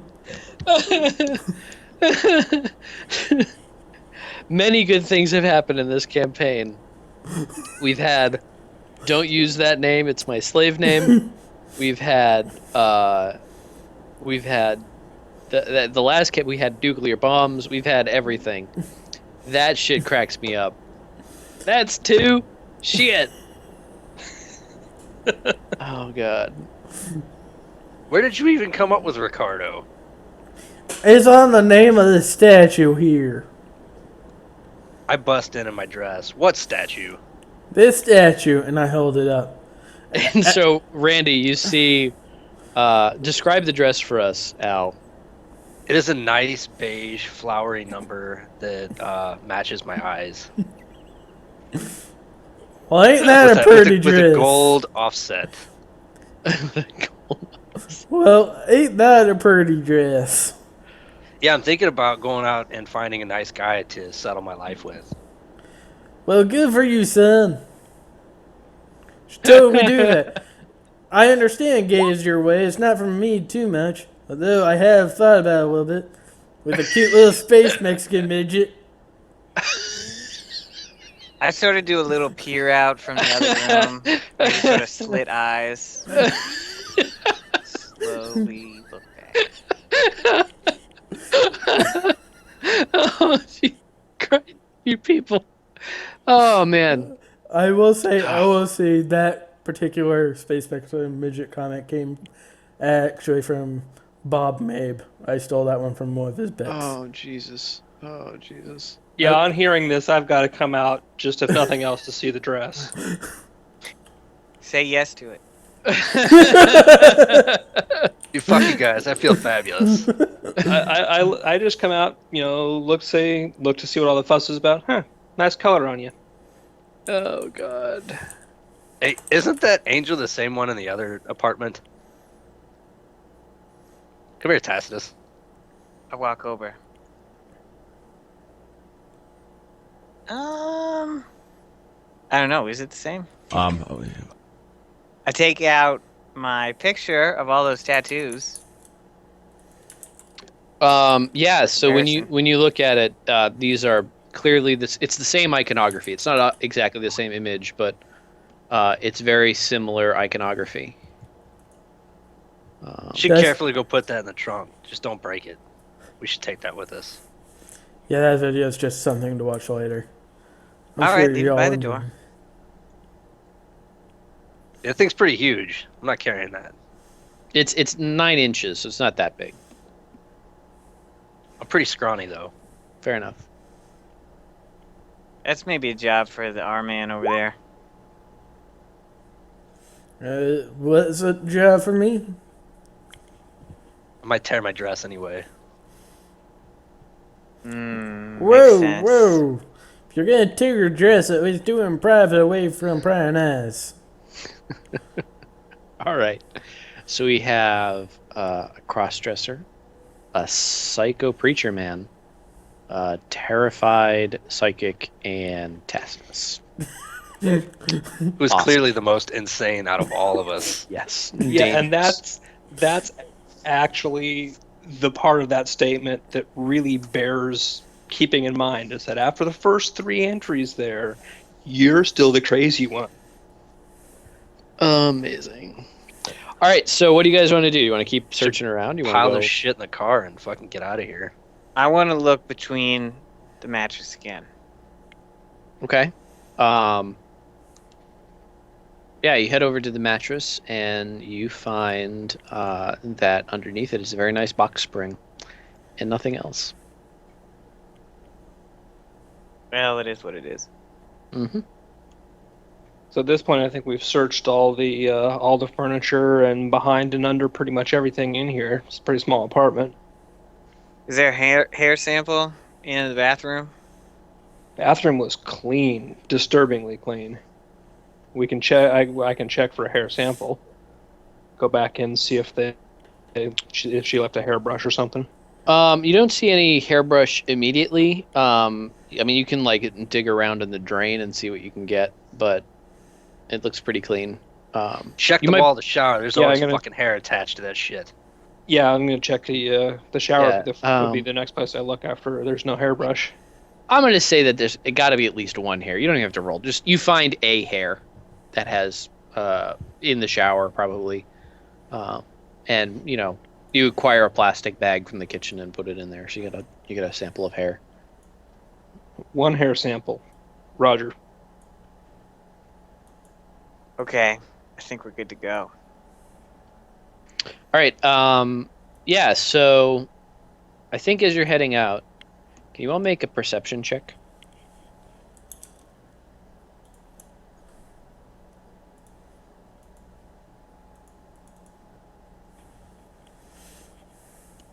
So Randy, as you're walking out, you're probably at the front, right? Mm-hmm. You're muted if you're speaking. Sorry. Yes, I was. I am. I'm here. Yeah, so as you're walking out, you hear on the other side of the door several men speaking a language you don't understand. You can tell they're men, they're male voices. There's at least 2 of them, no more than 5, and they are speaking a language you do not understand. Ari, I think you can feel that there are people there, but you can't really feel what they're thinking because you can't see them and get a good read on them. Yeah, I need sight for my stuff to work. I immediately kind of just hold up my hand, motioning for everyone to stop, and then motioning to like I hear something. I step back. Okay. So let's at the door here arrange yourself as appropriate. But before you do that, I'm going to move everything back so we have a little more room. So don't move just yet. Plink. There you go. Now move yourself into place around that door. You have about 1 turn to prepare for whatever's on the other side of the door. So you can move. You were here. You can move 1 turn's worth, which I think is going to be about 5 squares. Just over there and pull out my shotgun. Okay. The rest of you are unarmed, as I recall. So, Yep. actually, I'm sorry, Al. You do have a rolled-up magazine. Can't forget that magazine. And there's also like furniture and shit. So you could telekinetic that shit. I And you can always go unarmed. Can I search the kitchen for like a chef's knife real quick? That'll be my 1 turn of preparation. Yes. So you'll end up here.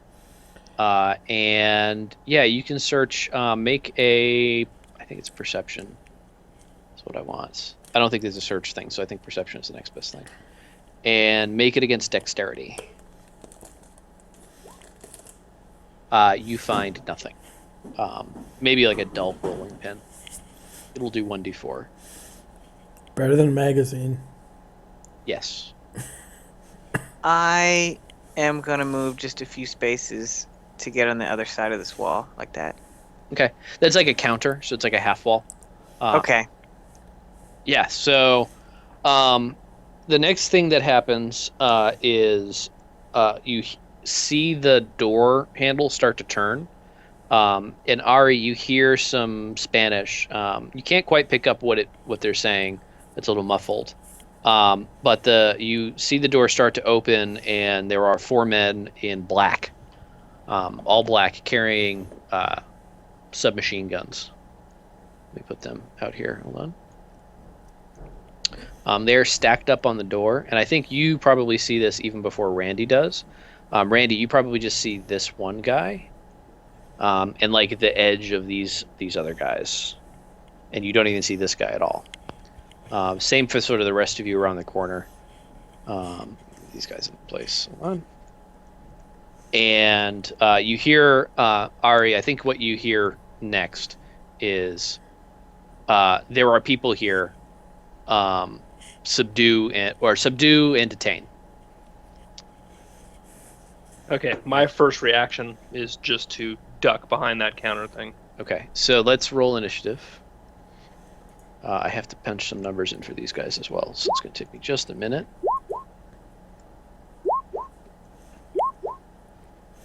Dang, Butch. Okay. Let's see here.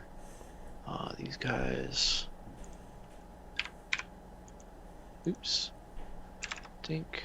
And let's do AC4.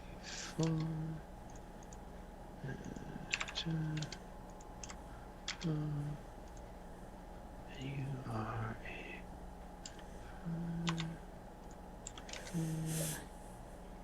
there we got 1 guy here. Just got 4, 7. Okay. These guys are not all kitted the same. Let me roll their initiative. All right, so it's going to go Al, them, Randy, Tacitus, Ari. And let me pull up my turn order. Okay, so you should not be at the top. Oh, you're at the top. There we go. All right, so Al, you go first. You see these guys come in. They don't see you immediately. I'm going to check to see if they're surprised. They are most definitely surprised, so they're not going to go this round. What do you want to do? Zoom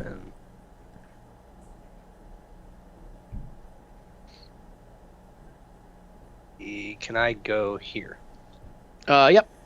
I'm gonna hide behind the Okay. counter. Okay. So they're not going this turn. Randy, what's up?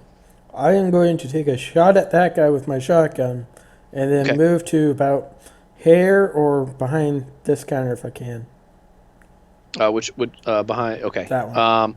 I think you can get here with a shot as well. I will Um, gladly do two. There All right, then. you're shooting at this guy. Shoot at AC 6 because you're very close range with a shotgun. Oop. Let us not open up the various terminals in Java consoles. Attribute is that other mod. That. Yeah, so you blow a hole in the door, and it more or less absorbs the shock, and then you can move yourself to here. That's your turn, Tacitus. What are you doing? Am I in line of sight to any of these 4 guys? Yes, you can see this guy. I'm gonna shoot them with my grapnel launcher. Try to stun one. Make a luck check. You didn't tell me you had that equipped, so Yeah, that's true. make a luck check. Okay, you have it. Go ahead and make the shot. It's AC 6 because you're pretty close range, and it's a grapnel launcher. You're gonna make it with Dex, and just do a basic attack roll with a Dex. No attack bonus or anything, and it's an AC 6. Got it. Yeah, you shoot the grapnel launcher, and now there's like a rope embedded in front of them. So it like there's like another wall here, and so there's a. You draw it in brown. There's like a rope like that, sort of shooting through the door back to where you are. Look on the Can bright I- side. You didn't shoot the floor this time. At your feet. Improvements. Baby steps. Do I have Mark enough? off the use of that, by the way. Oh, that's a good point. Do I have enough to make a running jump over this little side wall thing here? If you drop the grapnel launcher, yeah. How far would I get if I didn't drop it? No further than 1 square above you. That rope is now locked, so you can move along that circumference. All right, I'll drop the grapnel launcher. All right, the grapnel launcher is right there, and you can get to the other side of that counter having dropped it. All right, so that is your turn, Ari. What are you doing? I would. What is this right here? Because I know this is like a half counter to the left over here. It's all one big kind of L-shaped half counter. Okay. Then I want to get a read on this guy here, see if I can pick up surface thoughts, and then move a little bit further down and take cover. D20. He might have passed that. Hold on. I mean, Yeah, he does. Yeah, he does pass that. Okay. So you get the sense that he's super fucking angry and like adrenaline, anger, but like controlled anger. So he's like calm but pissed and adrenaline fueled, and that's all you really get out of him. And you move to the other side of Tacitus. Okay. Al, it's your turn. I want to hold my action and like duck under the cover and try to hide. Okay. They're gonna go, and I think what they're gonna do. So they know that one of you is armed. I think. Yeah. So this guy is gonna move back. This guy is gonna move like this. This guy is just gonna shoot sort of generically into the room and just try to like hit anybody. So he's gonna roll against an AC 0, and if he hits on an AC 0, he's gonna hit one of you randomly. He's gonna get like some shrapnel. And he didn't hit. And this last guy is gonna order his buddy to get behind him and stack on the door. And so you hear some orders in Spanish, Randy. You don't understand them, but you do see that guy sort of move around the corner. I think so. You can't actually see any of these guys. So I think it'd be like this behind the screen here. All you know is that the guy that you could see is no longer where he is. Okay. In fact, I know what I'm going to do. It's a layer, GM layer. Question. Yes. How thick is that wall? Would I know? Make a tactics check against your intelligence.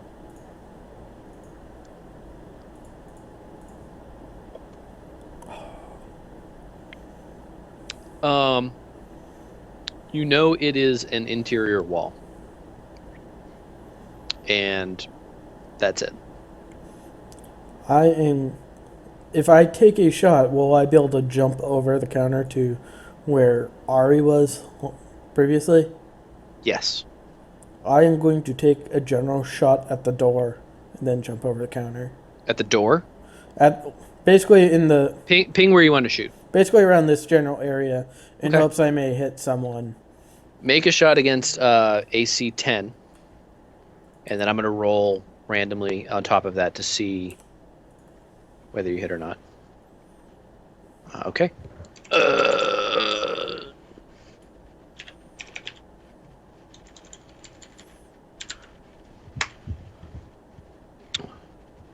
right. Yeah, so you shoot and end up hitting right here. And you blow away that section of the wall, but you don't actually hit anybody. Which one did I hit? I didn't see it. And I'll draw it in a second. Hold on. Okay. Switch layers again. So you hit right there and blew out a section of the wall. But you didn't hit anybody. Okay. All right. So that was their turn, and then your turn. Tacitus, you're up.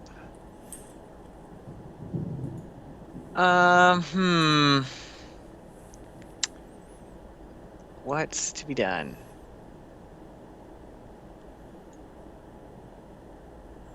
I'm considering my options.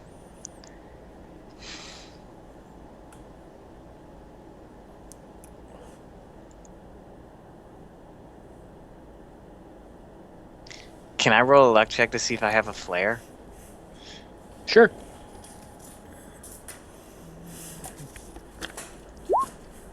You have a flare. Is there vision based on movement? We could try to burn the house down. That's not really a burn good this plan. house down. We have no escape. Is there like a back door that we can get out of? All you hear, guys, is that. Did we notice any windows in the other rooms? You can in fact notice some windows directly behind you. Nice big bank of them. You are on the second story, or like you're not on the first, like on the ground floor. You're like up a little ways, like 6 feet. If only I hadn't dropped my grapnel launcher. I mean, you could jump out 6 feet. You probably. I still have my turn. Can I use my telekinetic powers to move the fridge in front of the door? Absolutely. I'm gonna It's do a bold that. plan. Okay, let me put that on the map layer. Draw a shape. There's a big ass thing there. Mark off your PowerPoints. You're at least level 2, right? Yes. Actually, I guess. Level 1 would probably do that too. So, yeah, you're gonna need to mark off. How much is your strength already? You mean my actual character strength? Yes. So the It's way 15. that this works, remote manipulation has an effective strength of 10, and I think that an effective strength of 16 can lift up to 200 kilos. 200 kilos is like a bunch of pounds. I don't actually know off the top. 200 kilos would be 440 pounds. Yeah. So figure half of that is about 220 pounds. That's about a fridge. So yeah, you can move it at level 1. So just mark off 1. Yeah, because also you're not necessarily lifting it. You'd be kind of dragging it across Yeah. linoleum or whatever.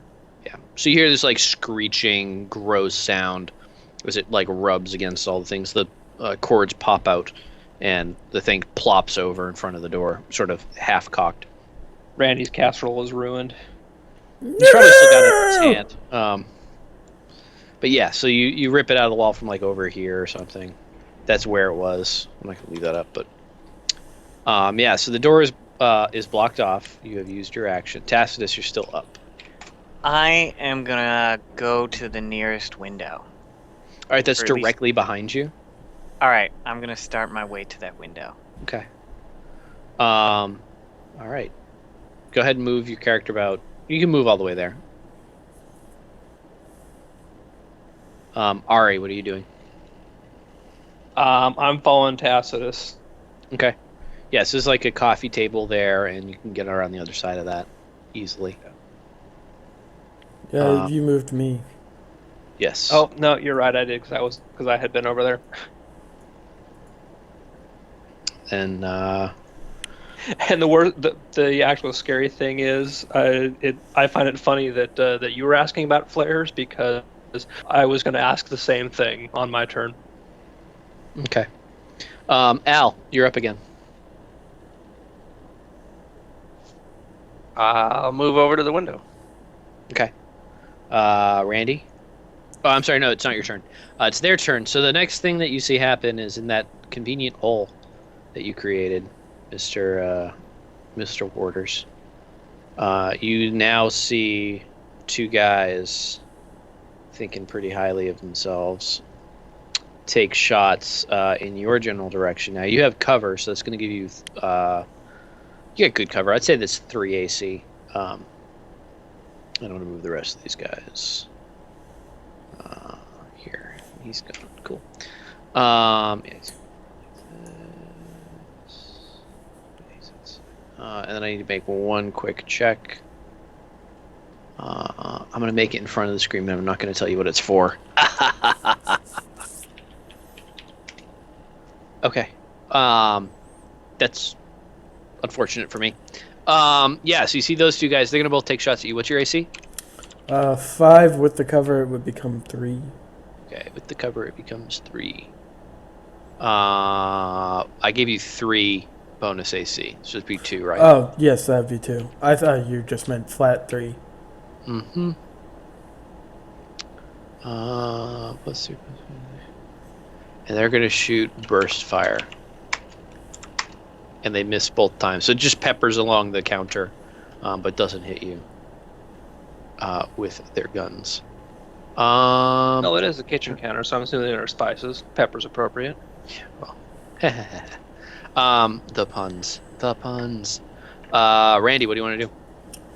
I want to take a shot at them to hopefully make them take cover, and then go up to that coffee table if possible. So you're shooting at them through the little screen here, so that's going to be their AC is a 3. I'm going to do that burst fire for the extra 2 to hit. It's 1 to hit, isn't it? 2. 2. Versus plus 2 to hit, plus 2 to damage. Okay. They fired wrong, but they still wouldn't hit you. So. You. Oh, ouch. You fail, and yeah, it just you don't get a good shot on them. They were kind of moving around behind the wall. Then I subsequently move up there. You can get about halfway there. Al, you said you moved up, right, towards the thing? It wasn't my turn. I went out of turn, so I put myself back. But that's where I So wanted you to go, you used a hold action, and then it was your turn again. That's what happened. Oh, okay, yeah. So I'm chilling there. Okay. Tacitus, what are you doing? I am gonna look out the window and see if I can see any other people who look like these people. Yeah, you don't see anybody obvious. Like you could spend a turn searching, but you don't see anybody out there who's dressed all in black and carrying a submachine gun. If that's what you're asking. What you do see is a courtyard, sort of the inside of a city block, basically. And it's a little like garden area, kind of a common backyard. There's a few alleys that lead out of it. Is this a window that can be opened, or will it have to be broken? They're big bay windows, so you're gonna have to break them. They're not designed to be open. There's like a picture window seat, that kind of thing. Okay. I am going to break this window with my hand. Okay. Make roll 1d4. Actually, I'm thinking about that. Will I take damage? Or is that Breaking like... glass with your bare hands? Yeah, okay, maybe that's not a good idea. You know what I do have? A coffee table. And a psychic. Also good points.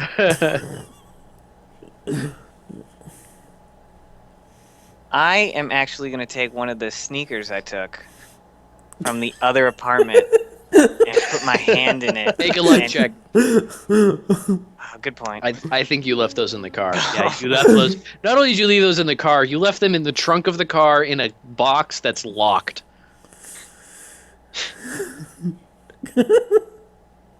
Okay, I'm going to spend my turn looking out the window and seeing if anyone else bad is there. Make a perception wisdom check. I want to see if there's anybody bad. You see no one who looks bad. In fact, you see no one at all. Okay, All right, that's your turn. Ari, you're up. What do I have that would be useful for breaking a window without killing myself? One option, I'm just putting it out there. You Yeah, can hold your action and let the telekinetic guy pick up the sofa and knock out the fucking window. Yeah, no, I think there's nothing particularly useful I can do right now, so hold is my only real option, because I can't pick up the table and easily wield it to break the window. All right. So Good hold. thing we have a psychic with telekinetic powers that can lift the table. Huzzah! And that's exactly what I'm going to do. All right. Table until it's through the window. The average weight of a sofa or the table? The table will be lighter, I think. Yeah, so just knock off 1 point. Yeah, you pick up the table and throw it through this big bay window with a great crash. You hear some more muttering from the guys on the other side, speaking in Spanish. You can proceed to jump out the window if you want. It's about 6 feet to the ground. I will jump out the window. All right, you are now in the courtyard area. There's shattered glass all around you. You are wearing a dress. And you just threw a coffee did I tear table. my pantyhose? You did not, because you did not wear pantyhose. You didn't tell me you were wearing pantyhose. You probably, I don't think you cut yourself or anything. You just jumped out of the window. You made a clean break. You probably actually moved the table through the window a few times to clear out the. Ooh, and I want to lean it up against the wall to make like an emergency slide. Okay, yeah, definitely. So there's like an emergency slide that leads into a big pile of glass. So you're good. You're good. Everything will be fine. That is your turn. You are now in the courtyard. These guys are going to go, unless Ari, you want to go now. Well, as soon as the window's clear, my option would be to bail out unless you want to give them their turn first. Nope, you can go. And yeah, so you're outside as well. Tassus is the only one remaining inside. These guys are going to shoot now at Randy, who's running without cover. So they're going to get to shoot at your full AC. What's your AC again? I believe it was 5. Let me double check. Yes, 5. And that What burst armor are fire. you wearing? Woven body armor. I don't know. It's not ready. No dice. They did not hit you. Yay. And you hear them shout something offensive, probably in Spanish. Randy, you're up. What do you want to do? I want. If I shoot, will I still be able to go out the window? Yes. I'm totally going to do that. All right, yeah. So you kind of like running, turn behind you, shoot your shotgun, make your roll against AC 3, I think I said. Yep. No dice. And you're able to jump out. Tassus, I assume you're jumping out the window as well. I'm going to slide out the window because there's a little slide there and I don't need to jump. Uh-huh. And let me move some stuff. These guys. He spent his own turn. I moved that. What the heck? Hang on a second. I somehow... Oh. Duh. I'm using the wrong button. Does this complete one of your GM goals to have us actually run away from a fight? So I've already gotten you to run. I've completed that GM goal. However, this is also good.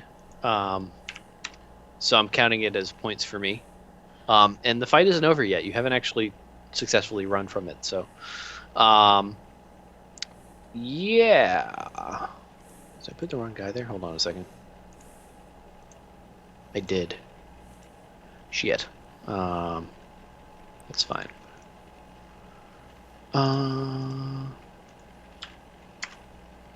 And this guy. Go like this. All right, so Tacitus, you're out the window. So now you guys are all out in the courtyard. You hear the two Spanish guys still yelling on the other side. To your left is more buildings. There's an alleyway that's sort of in the middle of them. It's about 75 feet away, maybe 80. And then to your right, there's a long stretch of buildings. And about 100 feet away is another alley that leads out directly to where your car, the street that your car is parked on. The other one, you're going to have to kind of go run away from your car, down the alley, and back. What would you like to do?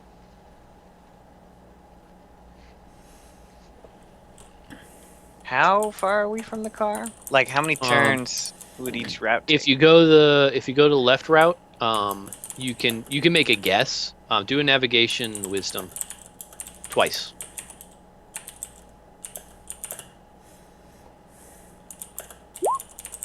Yeah, so the left route will take you about 4 turns to get back, and the right route you think will probably take you about probably about the same. Maybe one more.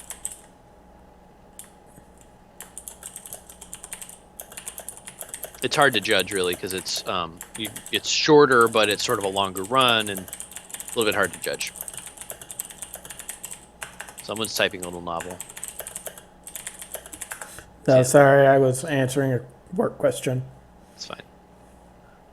Yeah. So which way do you want to run?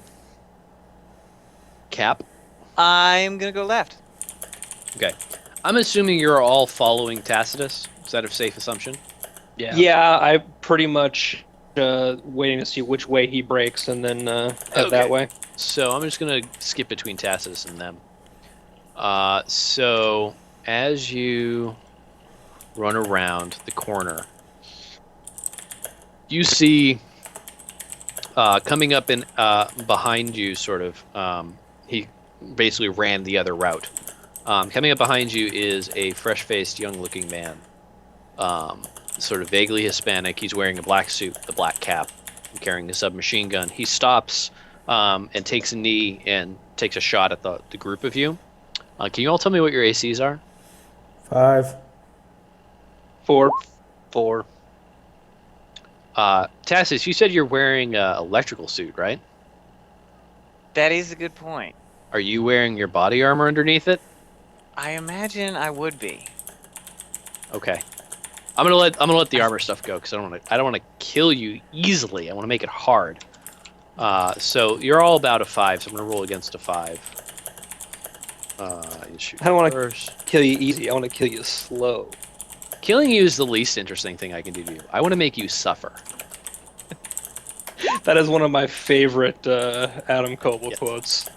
Yeah, so he shoots a half a dozen shots in your general direction, but you guys are a little too far away. He's maybe a little too green to hit you, and you guys duck around the alleyway. He's chasing you. He's about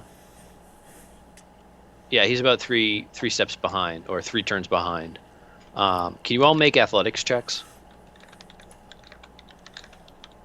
Against strength or dex? Strength or dex, whichever you prefer.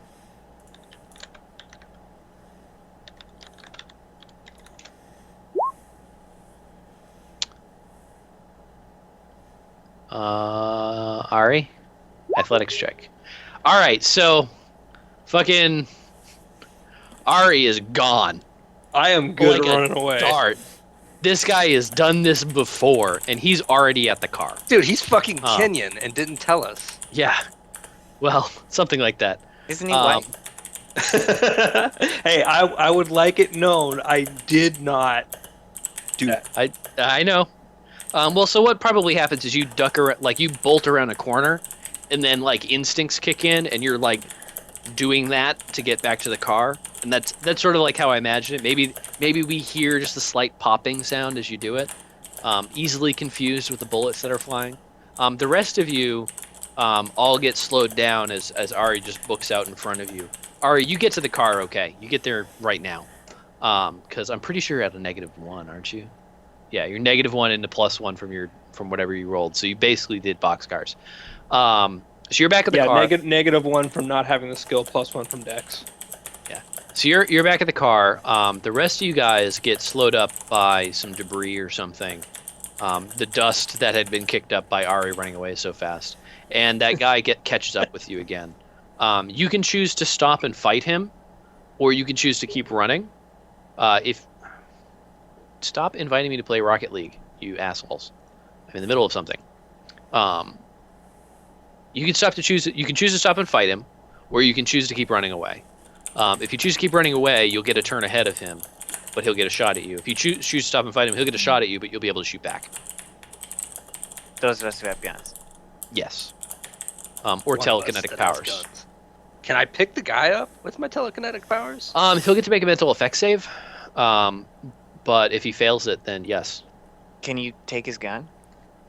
It's the same thing. So, attempting to manipulate an item being held or worn by another person is difficult unless they cooperate. Psychic interference allows them to make a mental effects saving throw to foil the attempt and immediately end the duration of telekinetic power being used. Telekinesis cannot lift psychic except blah blah blah. Yeah. So until level 7, you can't fly with telekinesis. Now, with as good a time as I made, could I be at the car ready to throw a flare back in the direction of everybody else? Sure. Okay. Because you know, if I see them make a break for it, I'm going to light and throw a flare at the guy chasing. I'm Okay. just waiting to see. I'm just waiting to see what they do, but I just want to have that ready. Okay. Yeah, so you got your like flare out and you got like your striker and you're all ready to go. So yeah, what do the rest of you guys want to do? How close is he actually? Like within... He's one turn away from you, so about 40 meters, on the order of 100 feet.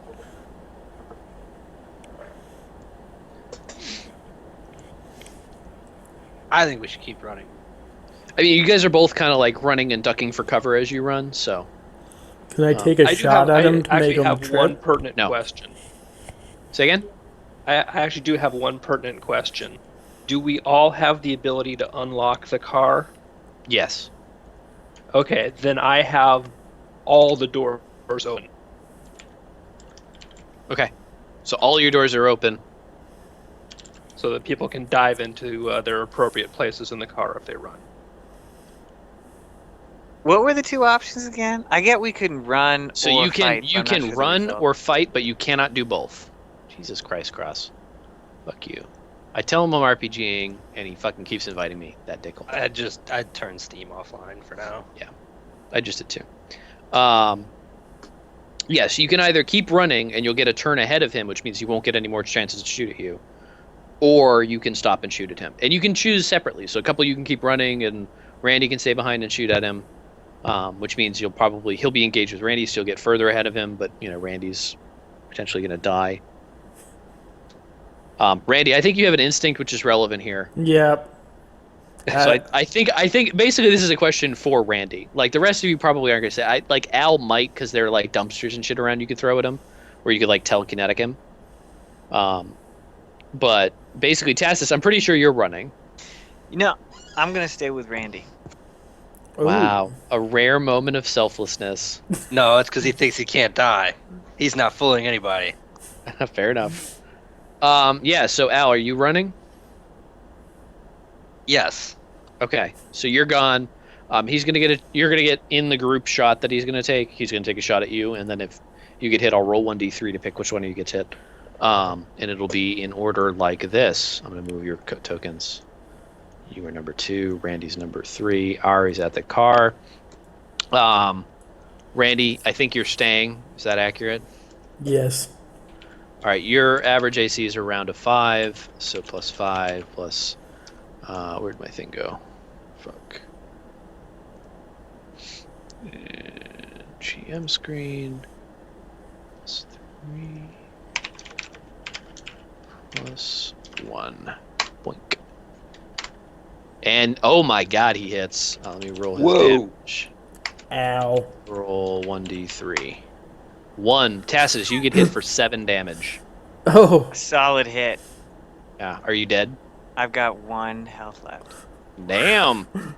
Damn, son. All right. Yeah. So he shoots a pepper of shots as you like start to take cover, and catches you really hard along the side, and you get a couple of good gut wounds or something. All right. Excuse me. Randy, it's your turn. There's this guy. Captain, no! And I shoot at the guy that shot at Tacitus. All right, he's got an AC of 5. I'm going to do that burst. Okay. I'm going to put him actually on the right layer right now. There we go. That's the right guy. Suck it! Oh my god, you blow this Nice. guy's face. How dead is this guy? What does it look like when you shoot him to death? All you see is a viscera, and just his arms fall off separately, and you only see the remnants of his torso. I want to point this out. He had 3 health. You just shot him down to -9, which is 1 step away from absolute death, no chance of surviving at all. This guy is super dead. I think I've triggered my belief. You absolutely have. Hooray. Or your instinct, you mean? Instinct and belief of I will cleanse the wicked from all corners of the galaxy. Yeah, absolutely. Yes! Roll him. Yeah, definitely the instinct. Yes. So was that the instinct? That was the instinct. That one's the belief. Oh, that's awful. Dude, are you serious? Did you roll that right? Yeah. It's a 1-4. 2D100. He rolled a 1 and a fucking 50. Yeah, you got fucked, man. All right. Jesus. Cool. Wow, that could have gone so much better for you, man. I'm sorry. I think I channeled your inner. the other end of this too is every time you roll one of these, the XP value drops. So, you really did get screwed a little bit there, buddy. All right. So you guys are fighting with this dude.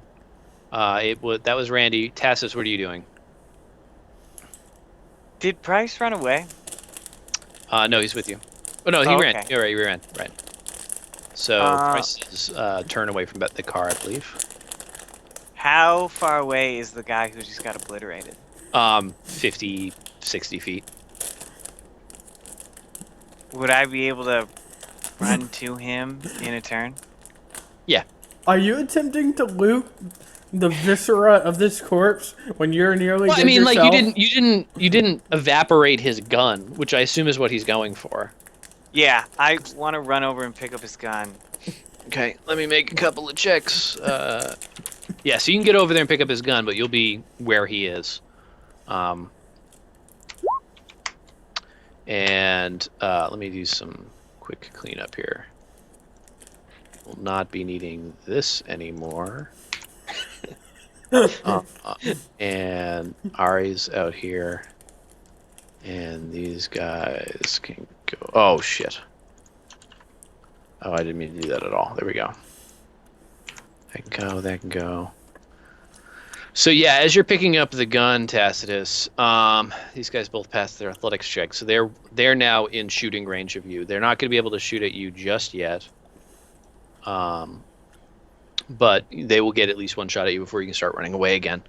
Ari, you're back at the car. You see coming around the corner Al. What do you want to do? I'm going to get in the car and start it. Okay. We'll say the keys got left in the car. Al, you can run to the car this turn. Sweet. So you see Ari in the front seat. He's got a flare in his hand, and he like probably almost throws it, and then he sees that it's you and holds back. And you hop in the passenger seat with him. Randy, you see two guys. They're pretty far out. They're definitely past the range of your shotgun right now. Actually, what is the range on a shotgun? It's like 10-30, right? Yep. Shotgun's 10-30. Actually, so 10. That's meters. 30 meters That's is about 100 meters. feet. I'd say they're probably just inside that range. Like they're catching up with you. So you can make a long shot, which is at a -1. Or an additional -1, or whatever else you have. But yeah, what do you want to do?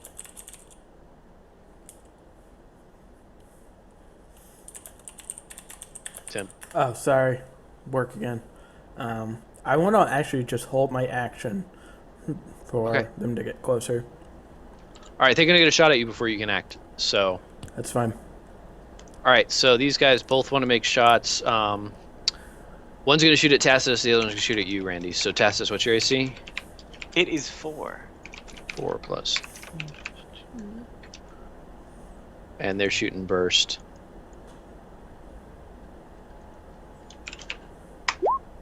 He hits for 6 damage. I'm at -5. You are passed out cold, my man. And Randy, what's your AC? 5. He hits for 6 damage. I am not dead.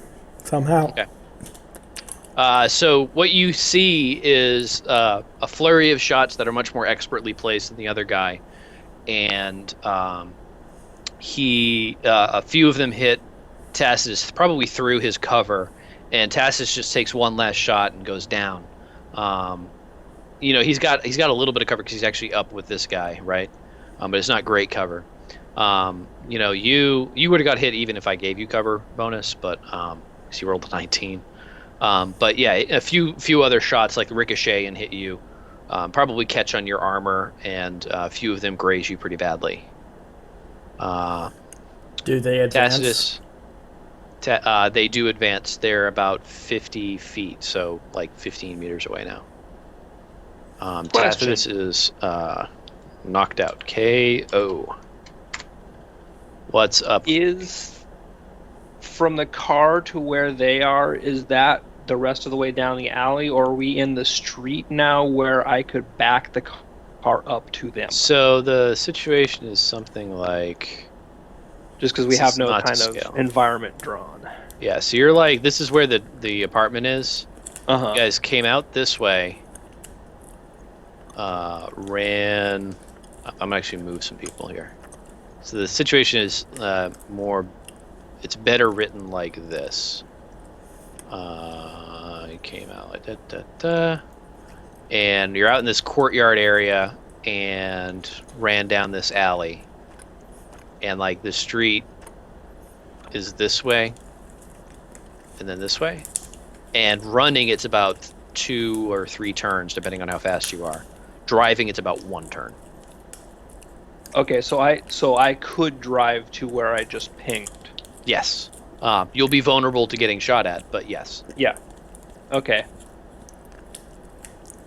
That would be what I would do on my next turn then. I can grab Tacitus' SMG that's in the car though too, right? Make a luck check. Let's see where he put it.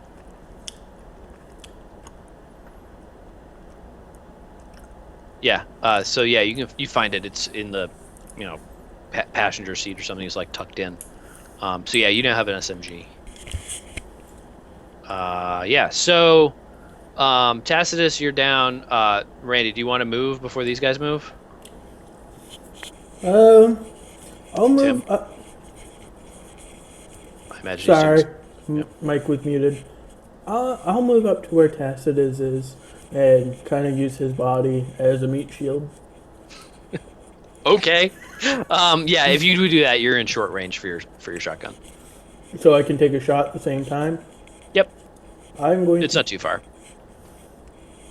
I'll shoot at the bottom guy there. All right. He's AC 4.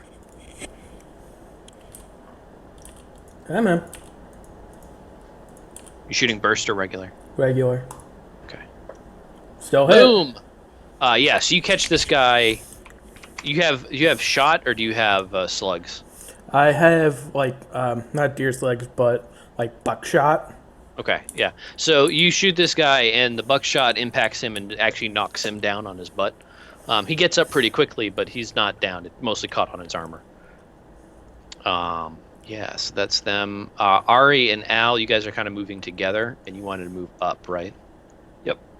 Now, I'm Al. gonna pull the car around the corner. Whoa. I tried to do something fancy and I failed. I saw what you were going for. All right, yeah, so you guys are like this. Now, Al, you're in the passenger seat. It's your turn. You get an SMG. You riding? You riding this shit? That's right. Gangsta style? We're not doing a kill shot sideways though, because Drive that's for retards. Yeah, so you roll the window down, I imagine, like, as this happens, there's this incredibly emotional scene for the audience as they watch. And maybe we pull out to see the Dark Heresy characters all watching this go, and then we zoom back in, and Tacitus is down and is playing like the "In the Arms of the Angels," and then we hear in the background, and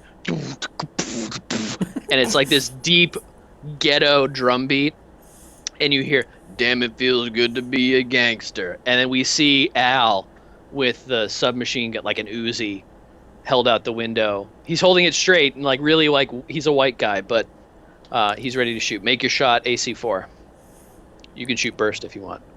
Whichever. Oh well, man. Which one are you shooting? The bottom one, whichever one that Yeah, the bottom one. Randy shot at. You pull up and see one already bloodied, so.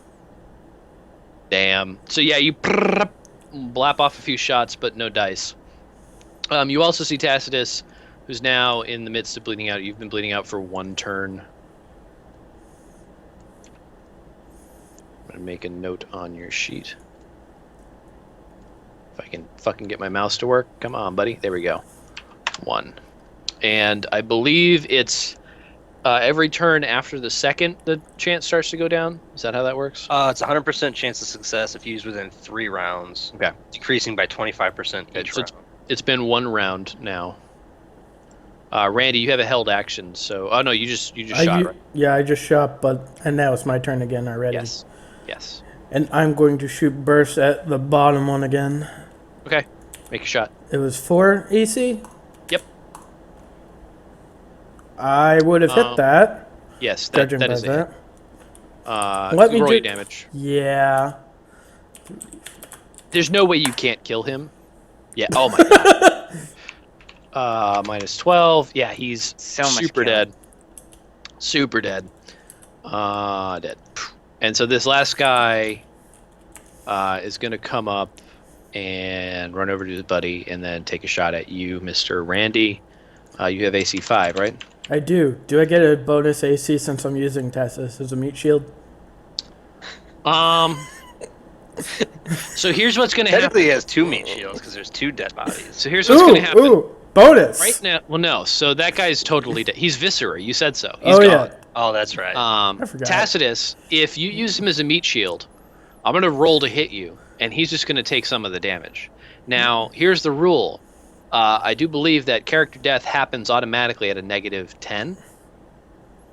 What's your HP there, Tacitus? -5. So what's going to happen? You're going to split damage evenly. So if he hits you for 10, that's that. And he took how much last time? He's at -5 right now. I know he's at -5. 7 and 6.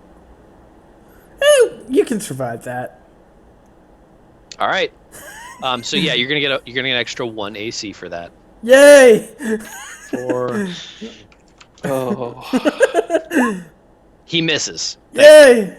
So yeah, he shoots his shot and he ends up running past his buddy to about there, to kind of get out of line of sight. He doesn't quite make it, but that's where he's heading. All right, so that's that. Tacitus, you've now been down for 2 turns.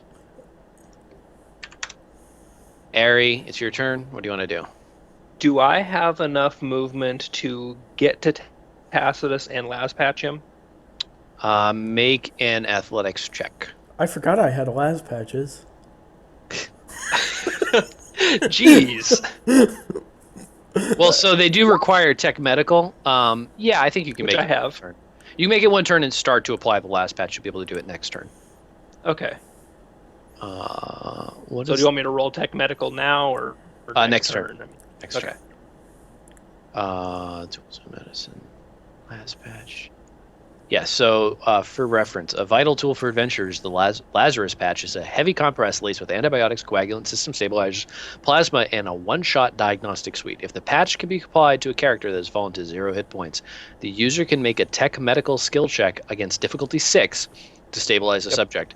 The more And times I'll we be doing iterate it an at application, -2. yeah, -3 by the time it comes around to you again.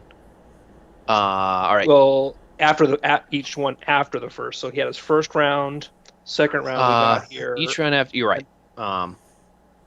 Each round after the patch- first. Correct. So you'll be at a 8. Yep. I need to make a DC 8. All right, Al, you're up. What do you want to do? I'm gonna take another shot. I'll do burst fire this time. How does that actually work when I roll the dice? Do I You just add- add 2 to the Add 2. modifier? And add 2, and then you'll add 2 to damage as well. It's useful to have another entry in your weapons thing, like Tim does, which just does that adding for you. At least for the damage. You have to still put in the hit piece. Doesn't manually. matter. Well, you just put an AB of 2, Tim. Oh, I did not know you Yeah, could so do that. you shoot, but most of them hit the wall. Randy, you're up. What do you want to do? I am going Now, to... if you try to apply a Lazarus patch, you're doing it at a 1, so it'll be a difficulty 7 rather than difficulty 8 next turn. Is that a free action or is it like a half or a full action? It's a full action. It's a full action, so you cannot shoot if you do that. I'm totally shooting at the other guy. Okay. Yeah. Go ahead and make a shot. I saw that one coming. Boom. Big hit. However, he's not dead. Again, it catches mostly on his armor. Well, you can't really see his armor, but you see like flecks of Kevlar stick out of his thing, and it clearly hurts him. He just doesn't die. He's up again. He's going to make a shot at Ari. Or he's going to he's shooting at both of you, but I think he's aiming sort of more at Ari. And what's your AC, Ari? 4. 4, 3, 2, 1. So close, and yet so far. And yeah, so he misses, and he's going to move I'll up take to any here. piece of luck I can get. Yeah. Tassus, you've been down for 3 turns now. So unless you get biopsionicked or las patched, so if you get biopsionicked this turn, you will definitely come up or definitely be biopsionic. Otherwise, you got to start taking chances. Las patch time for you, Ari. You're at a difficulty 8, so. What attribute would Lazpatch be? I'm gonna say Intelligence, maybe? Interwisdom. I'm gonna so it's interdex. So the question is whether the difficulty is in applying it, or the difficulty is in knowing how to apply it. Okay, so I would prefer to do Dex, but I mean that's kind of your call. I was leaning towards dex, so you can go ahead and do dex. Okay, kind of doing it. Yeah. So Hell yeah. you slap the las patch over his chest, and some of his wounds start to like coagulate and stitch a little bit. You take out some of the other patch components and actually stitch up a few of the more big wounds to try to like control the bleeding and that sort of thing. And you pour sulfa in some of the wounds. It's very 1945 Band of Brothers-esque. But you stabilize him at this point. Now he's going to need to be carried out because he's still passed out. But fortunately, you have a big bear man. However, you also have a somewhat less than pleased guy who's hanging around that corner. Yeah. And Now, can I move this turn as well? let's see, what does it say? Yeah, I think you can. Yeah. So that should be 4 squares. Yes. 1, 2, 3. Are we doing diagonal? I can probably make it. to Diagonal's fine. About there. Yeah, that's fine. Okay. It's very rough. So you get about halfway back to where you need. Yeah, to exactly. Mostly, I just want to be far enough away that I'm close to the corner or just out of his immediate line of sight when he comes around, because Randy's our target. Huh. All right. Let's see here. Let me roll. Roll d20. Yeah, he's not lucky. So no backup for you, buddy. That guy ran. Yeah, Al, it's your turn. What do you want to do? So I'm assuming that guy ducked around the corner. I can't even hit him Nope. from where I'm at. There's a big building in the way. I will use. Actually, I'm gonna get out of the car. Okay. Can I go about there? Yep. And I'm gonna use Psychic Sucker on Tacitus. Could you not suck me? Hey, Yes, I you want can to feel do pretty that. in my dress. All right, so we see Al running out of this car in a flowing beige flowery dress, sundress, very nice. You could see the little tuft of chest hair coming out from the very demure V of this dress. The shoulder pads are poofy, and it's blowing a little bit in the breeze as he runs. And we see him for a moment sort of reach his hands to his temples and then reach out towards Tacitus. Make your roll. You heal 7 hit points from 0, so you're at 7 hit Woo. points. But I'm still knocked out. No, You're still knocked out. Actually, I don't know what it says. Banishes stress, fatigue, and wounds with a touch. Actually, I'm sorry, you have to touch him. Oh, okay. Well, It is so- touch range, yeah. Sorry, buddy. He has to touch you first. He And has to no one touch you. wants that. Well, if you're gonna sucker him, you have to touch him. Gross. Now, do the last patches add any system strain? I don't think. No, they do not. That's only the psychic stuff. Okay, so yeah, Al, you have to get. okay, so I do it next turn then. Yes. Okay. For right now, he's passed out. Now, Randy, sir, what is it that you want to do? Can I get to that corner and still shoot at him?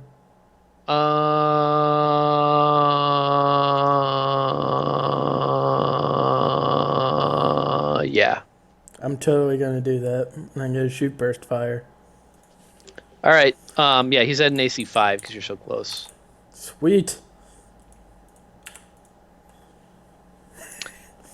He also evaporates into a viscera and is dead. Woo! No, that was fun, gentlemen. Ooh, what happened to him? I just kind of look at Tacitus. Yeah, so we're out of combat time. So yeah, you can run up and use your psychic sucker now. Go ahead and make your roll. All right, so you are at Do 5. you have a Constitution modifier, Tacitus? What does that mean? Does your Con- Constitution have a Plus plus or minus? 0, No, Or it's a plus- 0. Okay, yeah. Well, So you you're at heal 5 5. hit points. and you take, take 2 system strain. yes. I feel I like to. I feel my instincts and belief triggered again I'm sorry, as well. 1 system strain. I read the wrong thing. The one about purging the wicked. Yes, and the shoot Yes. first, ask questions later. I feel both You of- already triggered that once for this encounter, so you don't get to trigger it twice. But the belief. The belief you can trigger, the cleansing the lords, the cleanse the wicked. You can hit that one. Sweet. Hey. There you go. That one- Question. What's up? Does my belief that I can't die, was that... Abso-fucking-lutely that triggers, Okay. by the way.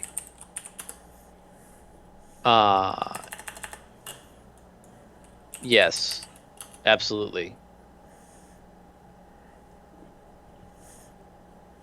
Let's see if I remember how to do this. Yeah. And I kind of think that over the course of this encounter, I've probably triggered both belief and instinct at this point. I'm sorry, I'm looking at the wrong sheet. Hang on. I think that's probably true if I remember what they are. The one where Yes. you avoid And conflict. Because my instinct absolutely got me into yeah. into trouble in that I did not do several things that could have. Yep. that Yep, could have definitely. helped. Yep. Yep, definitely.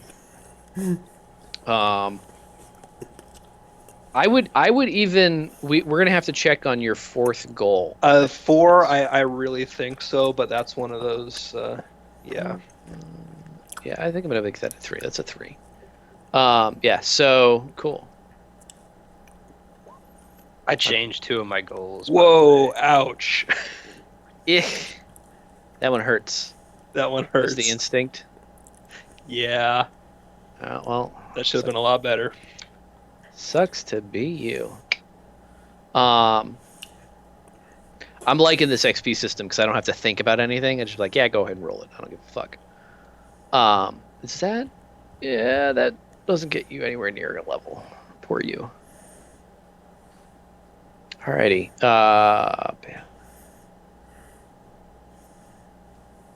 I think I gotta reset this. What the fuck? What did you change, Al?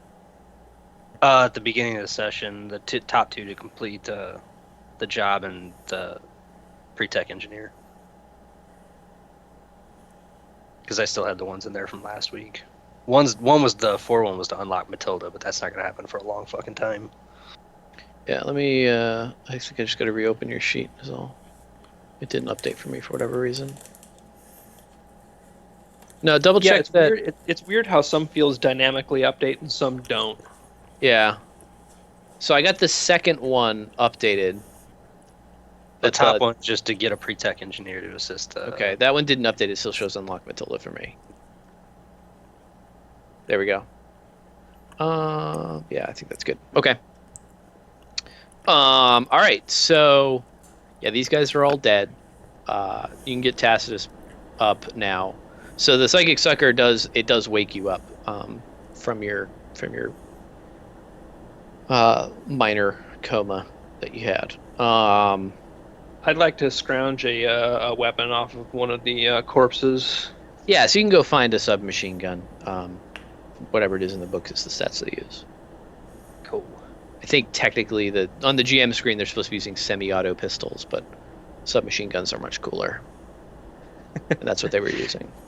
They were And using a mag or 2 of ammo, or roll 1d4 minus 1. We'll see how many mags you get. They shot a lot. You get 1.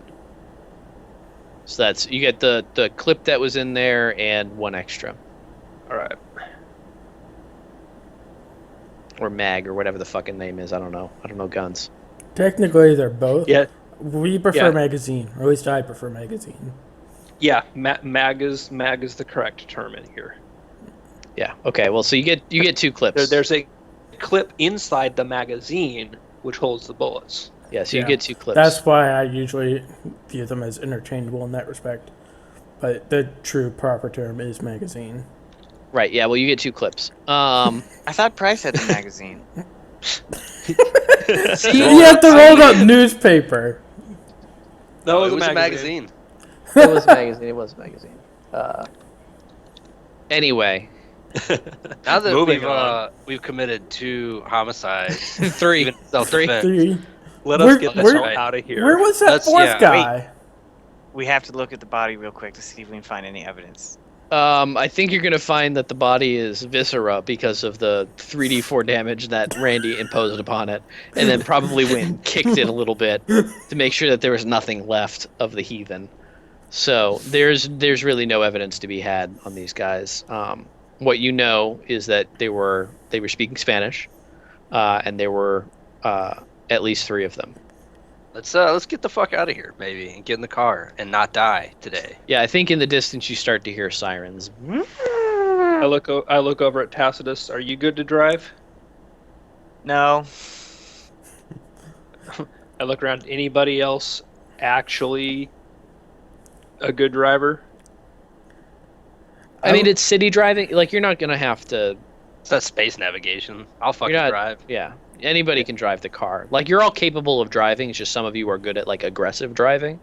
Well, That's how I yeah, interpret and those schools. that's my thought. Still, is I don't I as a character don't know for certain that there's nothing coming up. So if we have somebody who's an actual Fair driver here, I'm putting them behind the wheel. I just moved the Fair car enough. closer to us. The actual I- driver is dead. She died a few seconds ago.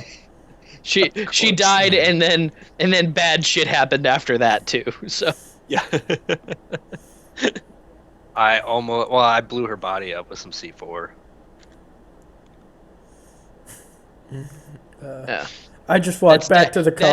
That is absolutely 100% the bad shit I was talking about. I just walked back to the car while saying, they should have repented. Yeah, so I think we can go over here. So what happens, the combat screens, like the pages, have different little icons that get auto set. I don't really control them.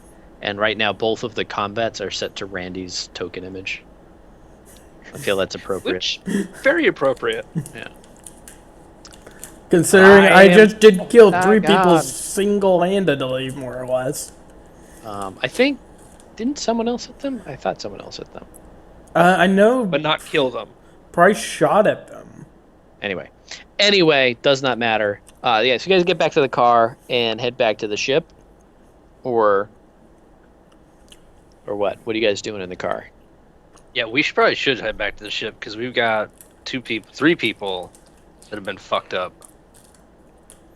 Yeah, I mean, you see like Randy's bleeding down his arm, and it's dirty and gross, and he's like clutching a crucifix and praying or something. Ruining the interior of the car. It's only a You're not getting your security deposit back. And you probably say that, Tacitus, and then the camera cuts over to you, and your face is all bloody. Your back is like covered in blood. Your clothes are torn, and you're like sitting there like, "It's ruining the finish of the car," and the audience laughs naturally. I think that went pretty well, all things considered. I nearly died. That went pretty well, I think. Yeah, but you didn't. It clearly could have gone worse. I did get to kill yes. some heathens. If you didn't, by the way, make sure you mark off the use of the last patch. Yeah, that's what I was just doing right now. And we're out of grav launcher. Oh no, I left my grapple Yeah, launcher. you don't have. You did lose the grapnel launcher. Make sure you remove that. It had 2 uses left and everything. I'm gonna have to buy a new one. Yep. So So wanna you see can that shoot gone. it into the floor again.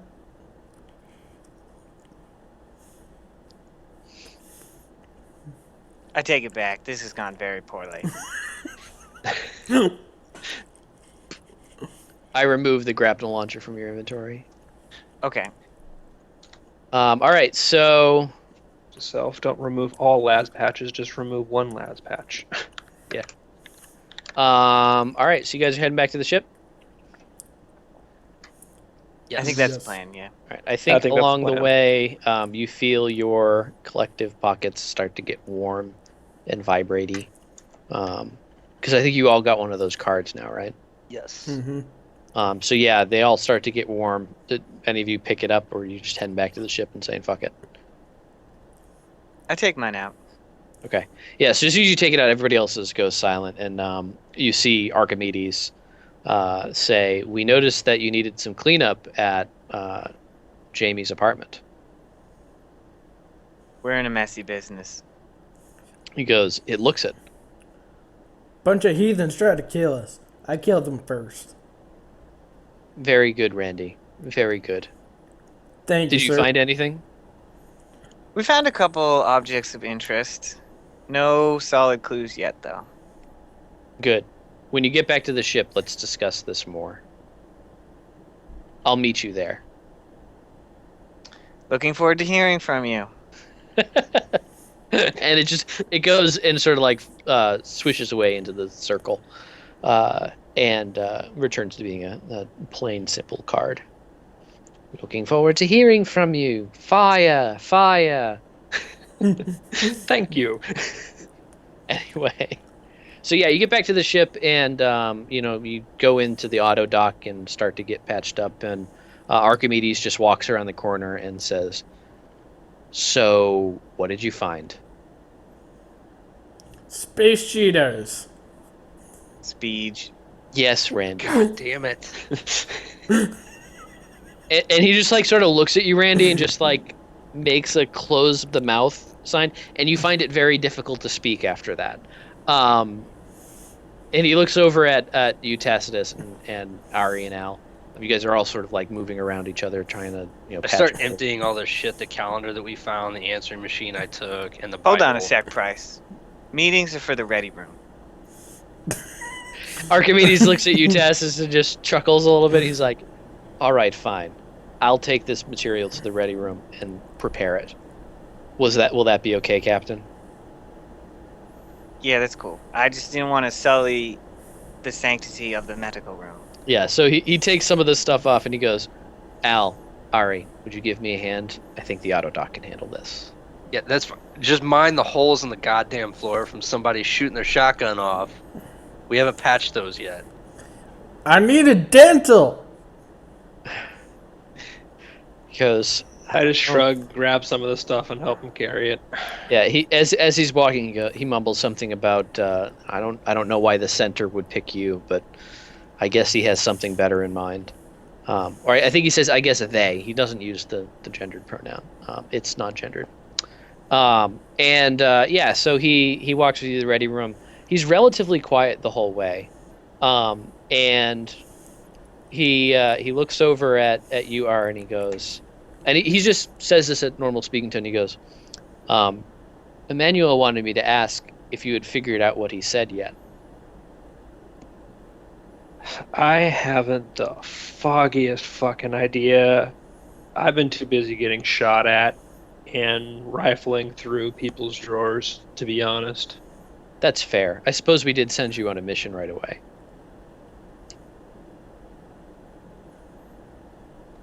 I'm still trying to remember exactly how he worded what he had said. He had something I about have have you figured it out, I believe. Yes, I have it written down. I don't actually.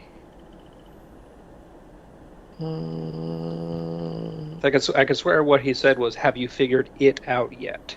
Or something like that. Yeah, it's something like that. It's like, have you figured? Yeah, I think it was just have you figured it out yet? Yeah, because it was the it that stuck with me. I asked, well, you find me somebody who reads Greek, I might have better luck. He goes, "Oh, you're stuck on that part. Okay." And he looks over at you, Al, and he goes, "Emmanuel really loves puzzles.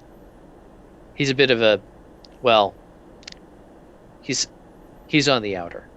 And just kind of like, he's talking to you as if you know what all this means. And you get to the ready room and start to spread the things out. And a little while later, Tacitus, you walk in. Randy, you're coming in behind him. You're still finding it difficult to speak. It's not that you can't, it's that you almost don't want to. And yeah, so you all sit down and take your usual places. I think that Archimedes takes the opposite position to you, Tacitus. So wherever you normally sit, he's at the other end of the table or the other side of the table or whatever. Joke's on you, ready room table's a circle. Well, so he's opposite you then. So he's Okay, like, fine. he's at the antipodal point, or as close as he can get to it.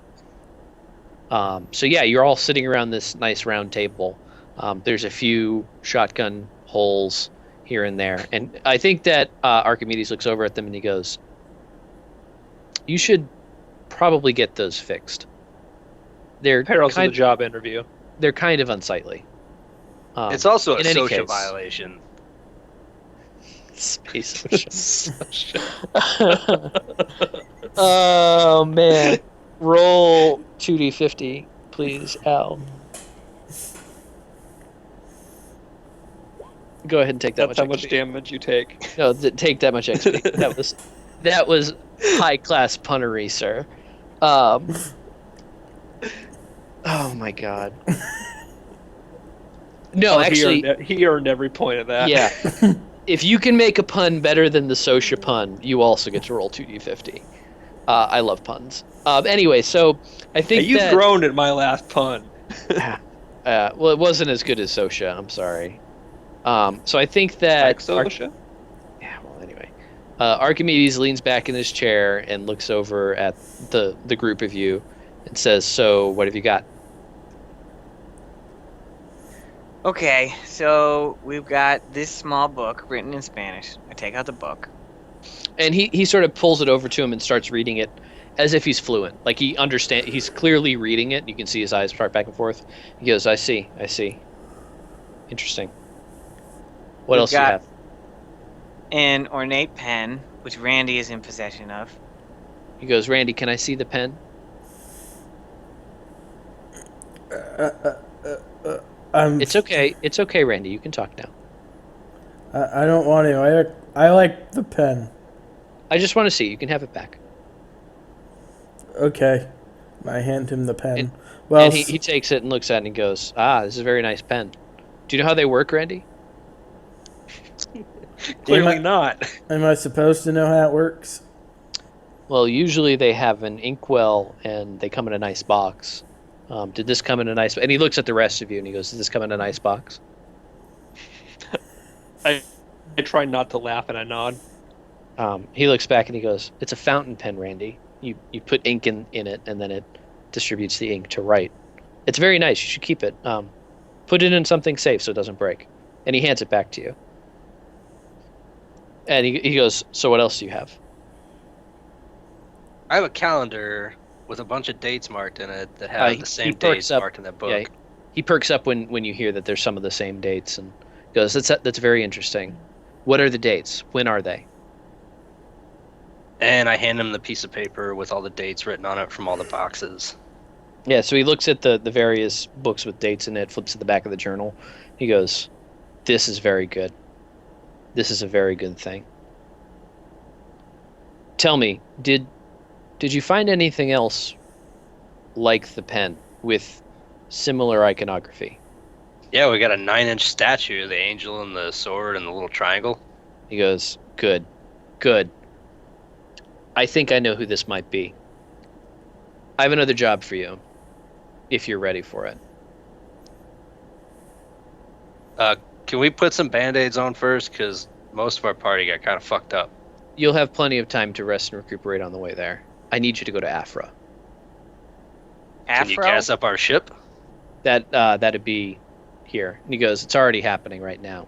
The technicians are on the way. We've been there So- before, or near there.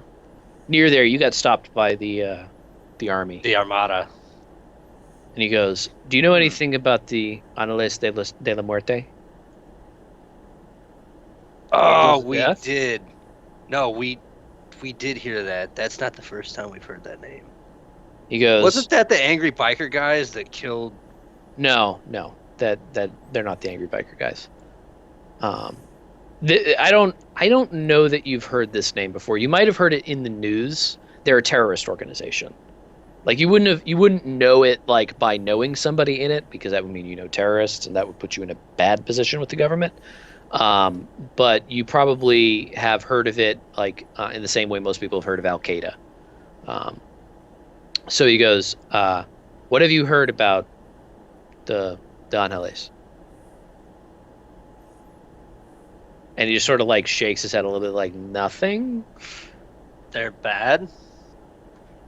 They're a remnant of a very old and very dangerous group. They're led by someone we call the false prophet. And Randy, I feel like you're going to trigger a little bit on that word. Mm-hmm. And And on that, I had basically put my hand on my shotgun. he goes, yes, that one. I pulled out my shotgun. Please goes- don't shoot it. He goes, Randy, you can put that away. And you feel impelled to put it away. Like you do not want to have it out right now. He goes, we need you to go to Afra and investigate this further. We'll repair your spike drive and pay for fuel, whatever you need. Based on what you found, it seems like they're involved at the very least. We need to get any information we can on the false prophet and the Angeles in general. It's very difficult for the government to get into Afra. It's a neutral zone. Moving in is very dangerous politically, and right now it's untenable. We had to pull a lot of troops out of Africa recently. If we can get someone on the inside, Are they some kind of religious organization or associated with a religion he that we says know of? he says we didn't believe they were associated with any sort of religious practice before. They've always presented themselves as just a group of terrorists, people who are interested in a free Afra. As I'm sure you all know, the government used to be seated in Afra before the. I have a name for this. Hold on. Before the Thing. before the civil strife, around the turn it- of. You go say again. I just thought you had stopped, so I was going to continue on the conversation. So you're saying, Yeah, so he goes before the civil strife. The Afro was the seat of the old authority, and the Annalists just seemed to be remnants of the army of the old authority before we broke off and became this government and the republic as well. I say, well, it may be an angle worth looking into, given the combination of religious iconography in the multiple locations, and we have one person journaling their what looked to be a post-drug recovery support group, which often are at least loosely affiliated with religious organizations or use a lot of their terminology. And the second house we searched had no medicines or painkillers of any kind, which also would be consistent with a recovering addict. Mm-hmm. I see. That's So a there very may good be point. there may be either a connection, or that may just be one of the ways they're recruiting people. Yes, I think that makes sense. We need to get someone on the inside of this organization, ideally a few people. We need to get details about how and where they operate, how they recruit, what they're doing. I understand this is not easy work. It's very dangerous, but you will be well compensated and you'll be saving lives. OOC, is the circumference part of like the blue government on the top of the map? You don't know. They're just a group that has contacted you on more than one occasion. Okay. I think he sort of says, he sort of just looks somber and says, I don't know why the center wanted you. I wouldn't have picked you. But it seems like you are very effective. So I think Mister, I wouldn't pick me either. Well, you especially. And he sort of like says that in passing. He just sort of like says it in passing and kind of looks at everyone and just says, secrets are always hard to keep and they're usually destructive. And he looks over and he basically says, we need you to go here. We'll understand if you say no, but we're not going to stop asking. I might be game, but I'd want at least a few more answers before I go heading off to get myself killed. What about you guys? I'm totally game. I don't need more answers. It's a job. We do job. That's what we do. I go I guess- where It's only a job if we actually get paid.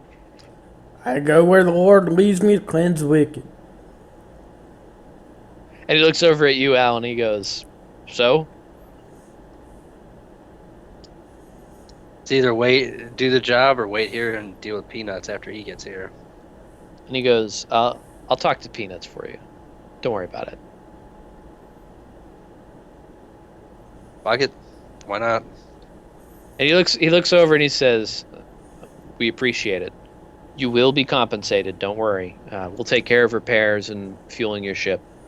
And he looks over at you, Ari, and he says, if you have any questions, you can ask. I just say the Greek. He goes, I can't tell you. It would kill LeBlanc. I'll give you a hint. I'll give you a hint. Don't think it's just Greek. Can you deal with pre-tech engineering? I've dabbled in it, mostly sci tech, but We've got some weapons. We don't know how to use them. We need help.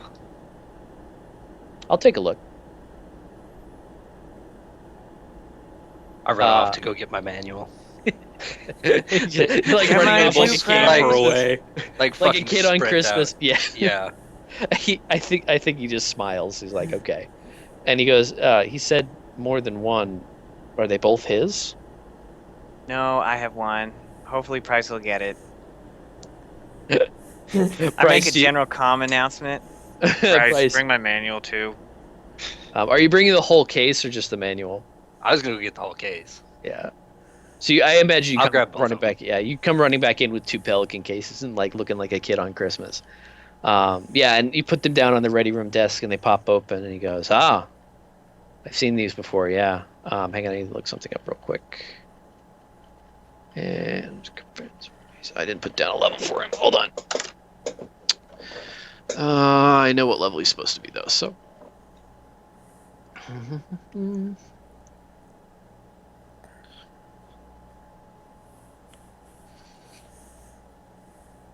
Mhm.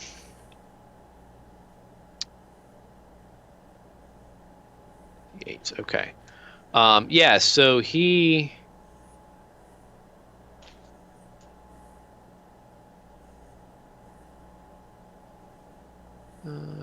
He's gonna roll the following. Let me do roll 2d6 plus 2. Oh man. Oops. Yeah, so for Al's thing, he rolled a 14, which means he's gonna help. I forget exactly how I said this works. Oh, it was gonna take. Last week it was 6 sessions to use the weapons. So now I'm at 5. Right, so you're at no, so it's slightly different than that. If you get a pass, which you guys both passed, you're going to reduce the total amount of time by a roll equivalent to 1d7 times something. Let me find. For every degree of failure, roll plus 1d7. For every degree of success, it's a DC 10. Roll 1d7 per degree of success. So you got a 4, so you roll. So take that many days off of it, and then you take the 5 for the week last week, and then Tassus, you get 1d7, so you can take 7 days off. So, what did the number start out as? Yours, I believe, was 55, and I think Yeah, I just wrote the session number. yeah. So I think Butch's was 30. We can double check the video. It is uploaded. Tim, if you can like skirt through that real quick and just figure it out. Should be in the beginning, like the first. Yeah, it's pretty soon. I forget. I knew I wrote it down. I just don't see it in my notes. So now it's 13 less because the 5 and the 7. yes. So I think he looks at. Go ahead. I was gonna say if mine was 30 days and I just I took think it's 26 30. off. Yeah.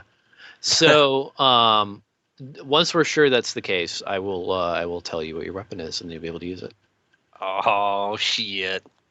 Question: Does A this seasoned ender. complete my goal of finding a pre-tech expert? I think it Yeah, I have definitely that. completes. It definitely completes Al's goal, because he found him. I don't know if A it completes seasoned your ender in which. Before you roll for that, by the way, Al, let me make sure I give you the same value. You have that at a We had a rating of character 4, die, which I think very is probably sadly. high. Nope, Seems Judah, pretty that's- high. Rest in peace. You guys should both have it at a 4. My first Okay. It's not easy to find these guys. You had the presence of mind to ask, and it turns out this guy was. So,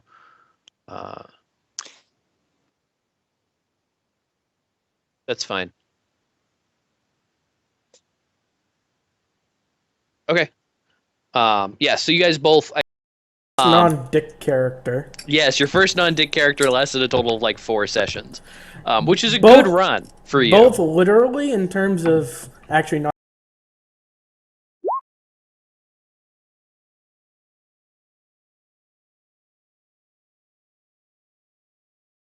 As some other cool things. You are welcome now, since you all know the system, at least 12 weeks worth of it, to use any of those supplements when you create new characters. You can also use the AI rules that are in the core rulebook.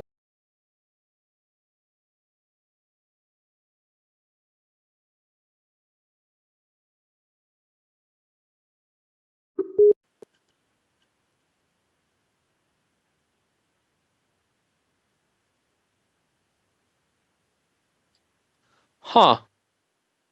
That's weird because I was watching it the other day. Like I watched the beginning of it because I wanted to make sure I said something that I did end up saying. I think you might have put it up as week 13 or something. I forget. Anyway, We can double check it later. it should be week 14. Weird. Okay.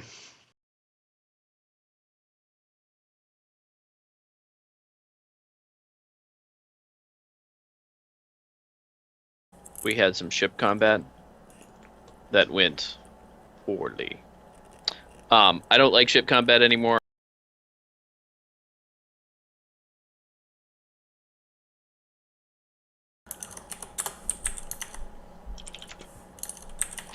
Okay, Pigeon Spanish. Gotcha.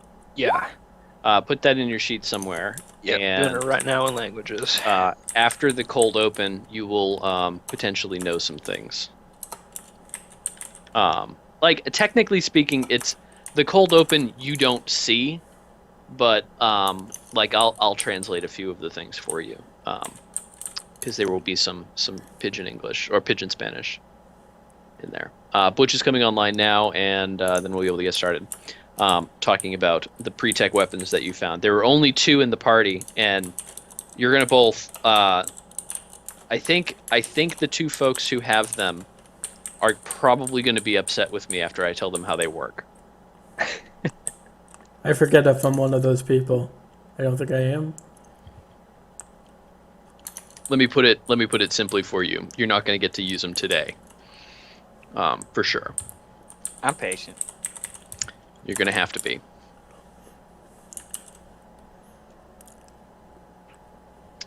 Actually, I'll tell you what. If you want to roll now, I'll let you roll now, and then I'll explain what that roll means when Butch gets here. And what you need to roll is your tech pre-tech plus your intelligence. And subtract 10 from that number, if you don't mind. You're going to save me some math. I think I'm going to just roll it for Butch, too. -5. Yeah, I guess that makes sense. Well, I mean, the best I could have done was Okay. 12. So the Negative best could have been 5. 2. And he did -3. Okay. So the next thing I need you to roll is 2d30 plus 5d7.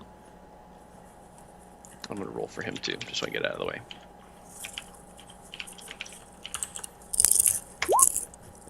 Okay. Oh man, that's bad for you. Okay, so here's how it's going to work. I'll have to explain this again, but that's fine. It's going. Hang on. He rolled an extra 2d7 dice. No, you didn't. 2d30 plus 5d7 compared to your. That's correct. He did it right. So here's how it works. You look at so you get in the ship, and during the time in Spike Space, this is what you're doing, I imagine. You sit down and think about, the various, you kind of open up the Pelican case and look at the weapon, and there's some accompanying documentation, and you pull out this big book. It's like a blue sort of paper-bound book. And it has written in big black, bold, all capital font some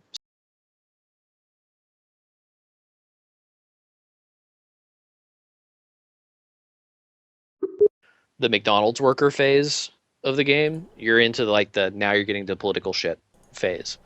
Okay. So, I just figured it out. all right. So Butch rolled a 30. Tassus rolled a 55. Those were business days. Yes. So you can knock off. So Butch, you can knock off 5 for the time between the session, and the 20 or the 17. 26. So 26. that knocks them all out. All right, so I'm going to tell you what yours is now. Tacitus, you get to knock off 7 and the 5, so it's a total of 12. I got a lot more business to do. Yes. You might want to find another guy. You might have to work your way up a little bit in the circumference to find someone. They if you were to ask, he definitely knows of people who would know about this stuff. You get that sense. So, Butch, what Archimedes looks at you and says, I don't know much about this, about the captain's gun. I do know it belonged to Elijah Mazet, who's a famous sniper back in the Unification Wars. Long time ago, before the Scream, I think. He looks at this though and he goes, but this I'd recognize anywhere. This is a breath of Balshiva. These are fun. And he just like smiles and is looking at it and goes, let me tell you how this works. And he starts to describe it in detail. I'm not going to describe it in character, but basically what you have is an automatic riot gun. It shoots a rock salt type round, but the rock salt is not made of rock salt. It's made of a non-Newtonian fluid, and it's kept at a very cold temperature, and so it's solid most of the time. When it impacts like it was rock salt, and then it melts and covers the target in this sticky gray stuff. The target has to make a physical effect save or take a -1 on all subsequent actions, stacking with each consecutive shot, wearing off at a rate of -1 per round. So that is, if they're shot 3 times in a row, they act at -1, then -2, then -3 on the third round, then at -2 if you don't shoot them again, then at -1. Maximum is -3. It does 3d6 K2 damage, which means you do roll 3d6, keep the highest 2. And additionally, at maximum immobilization, the target gains a +4 to AC. I'm going to put that in chat so you can keep that handy. And he tells. How hard is it going to be to get ammo for it, though? That's a good question. I didn't actually think about ammo. I'm going to say it probably like manufactures ammo. So like you will have. Let's roll 2d20. That is the total number of shots you have per session with this thing. It's not a small amount. Yeah. Nope. Wouldn't call So- it large though. There's that. I'm going to make this a handout as well for you. Yeah, but I mean, it's a super weapon. Like, that is pretty good stuff. Yeah, 17 shots at the best 2 of 3d6. You're going to be damage doing plus the a penalty. lot of damage. So I'll make it visible to all players. This is the Breath of Baal Shiva. Yeah, a crap roll gives you 7 damage. Yeah. You can use, there's a great site called AnyDice. So there's a handout called Breath of Baal Shiva in the handouts. It is editable by you, Butch, so if you want to like add notes or something. I believe the mean of a 3d6k2 is something like an 8 or a 9. So it's better than. Yeah, you'd probably have 2 3s and a 4 or 2 4s and a 3 as your average there. Yeah. And so the important thing here is not so much that you're doing damage, because so one thing to note, if I'm giving you a weapon like this, I'm going to make enemies that can handle a weapon like this, right?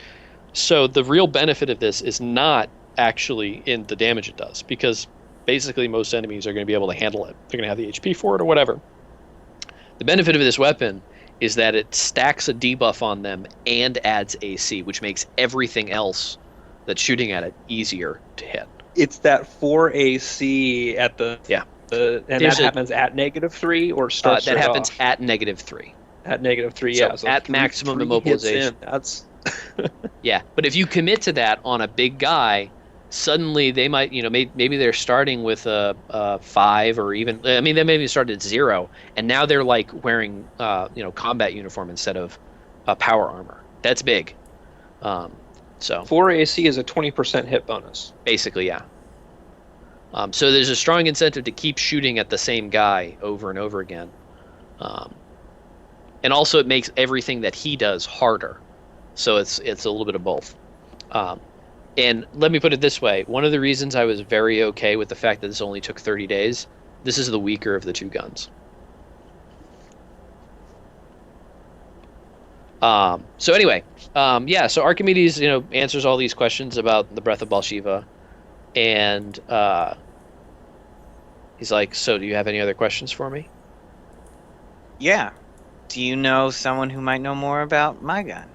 He goes, have you ever been to Matacena? Nope. Are you sure?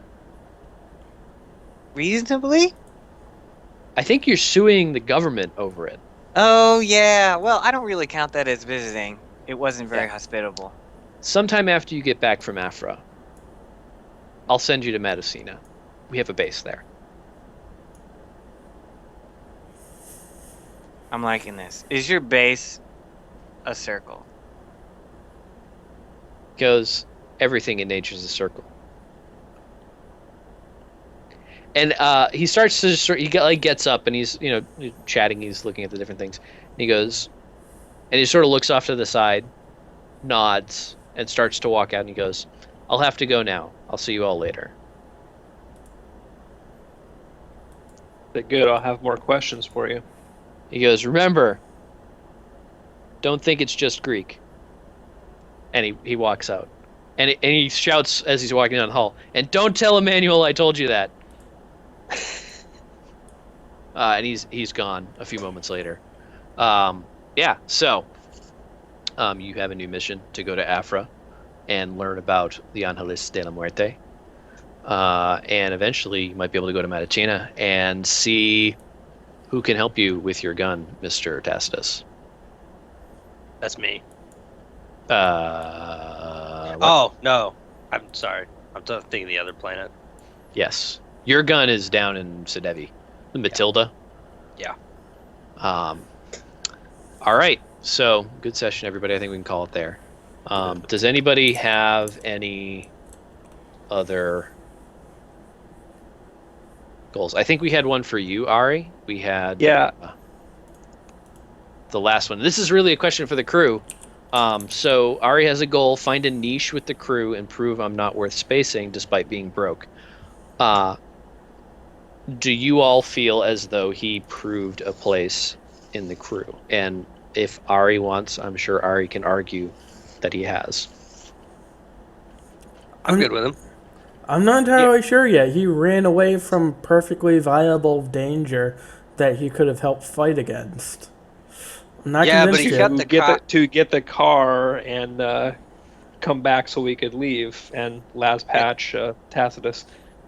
Fair enough. He also kept Yuppie Bitch from getting in our face off the first house initially. I was not there to witness that. And he was around for the cop and helped assuage the cop until you pulled the card. I did see that one. Fair enough, yeah. I could see that now. Are there any opposed? Nope. I am not opposed. All right, take XP. Do I get my XP level 1 for completing the initial circumference job? You do. I have a games question if we're all set. Sure. So, my belief, I cannot die, with its XP rating of 1, Uh-huh. seems to offer very little XP. It does Is it- indeed. Worth keeping anymore, or should Probably not. like switch out? So the idea there is as you exercise a belief, it either needs to become an instinct, which makes it harder for you to manage, or it just can become part of your character that doesn't give you XP. It's no longer beneficial for you to believe that you can't die. You can have that conscious belief, but if it doesn't become something deeper, then it's not really helping you learn anything about the character anymore. That's the idea. So the idea is every time you roll an instinct, belief, or goal, with goals they go away. If they don't, they go down a step in the amount of XP they give you. With beliefs and instincts, every time they trigger, they go down a step. And so over time, you'll slowly lose more and more. Oh yeah, look at that! Now you got some health. A little bit, yeah.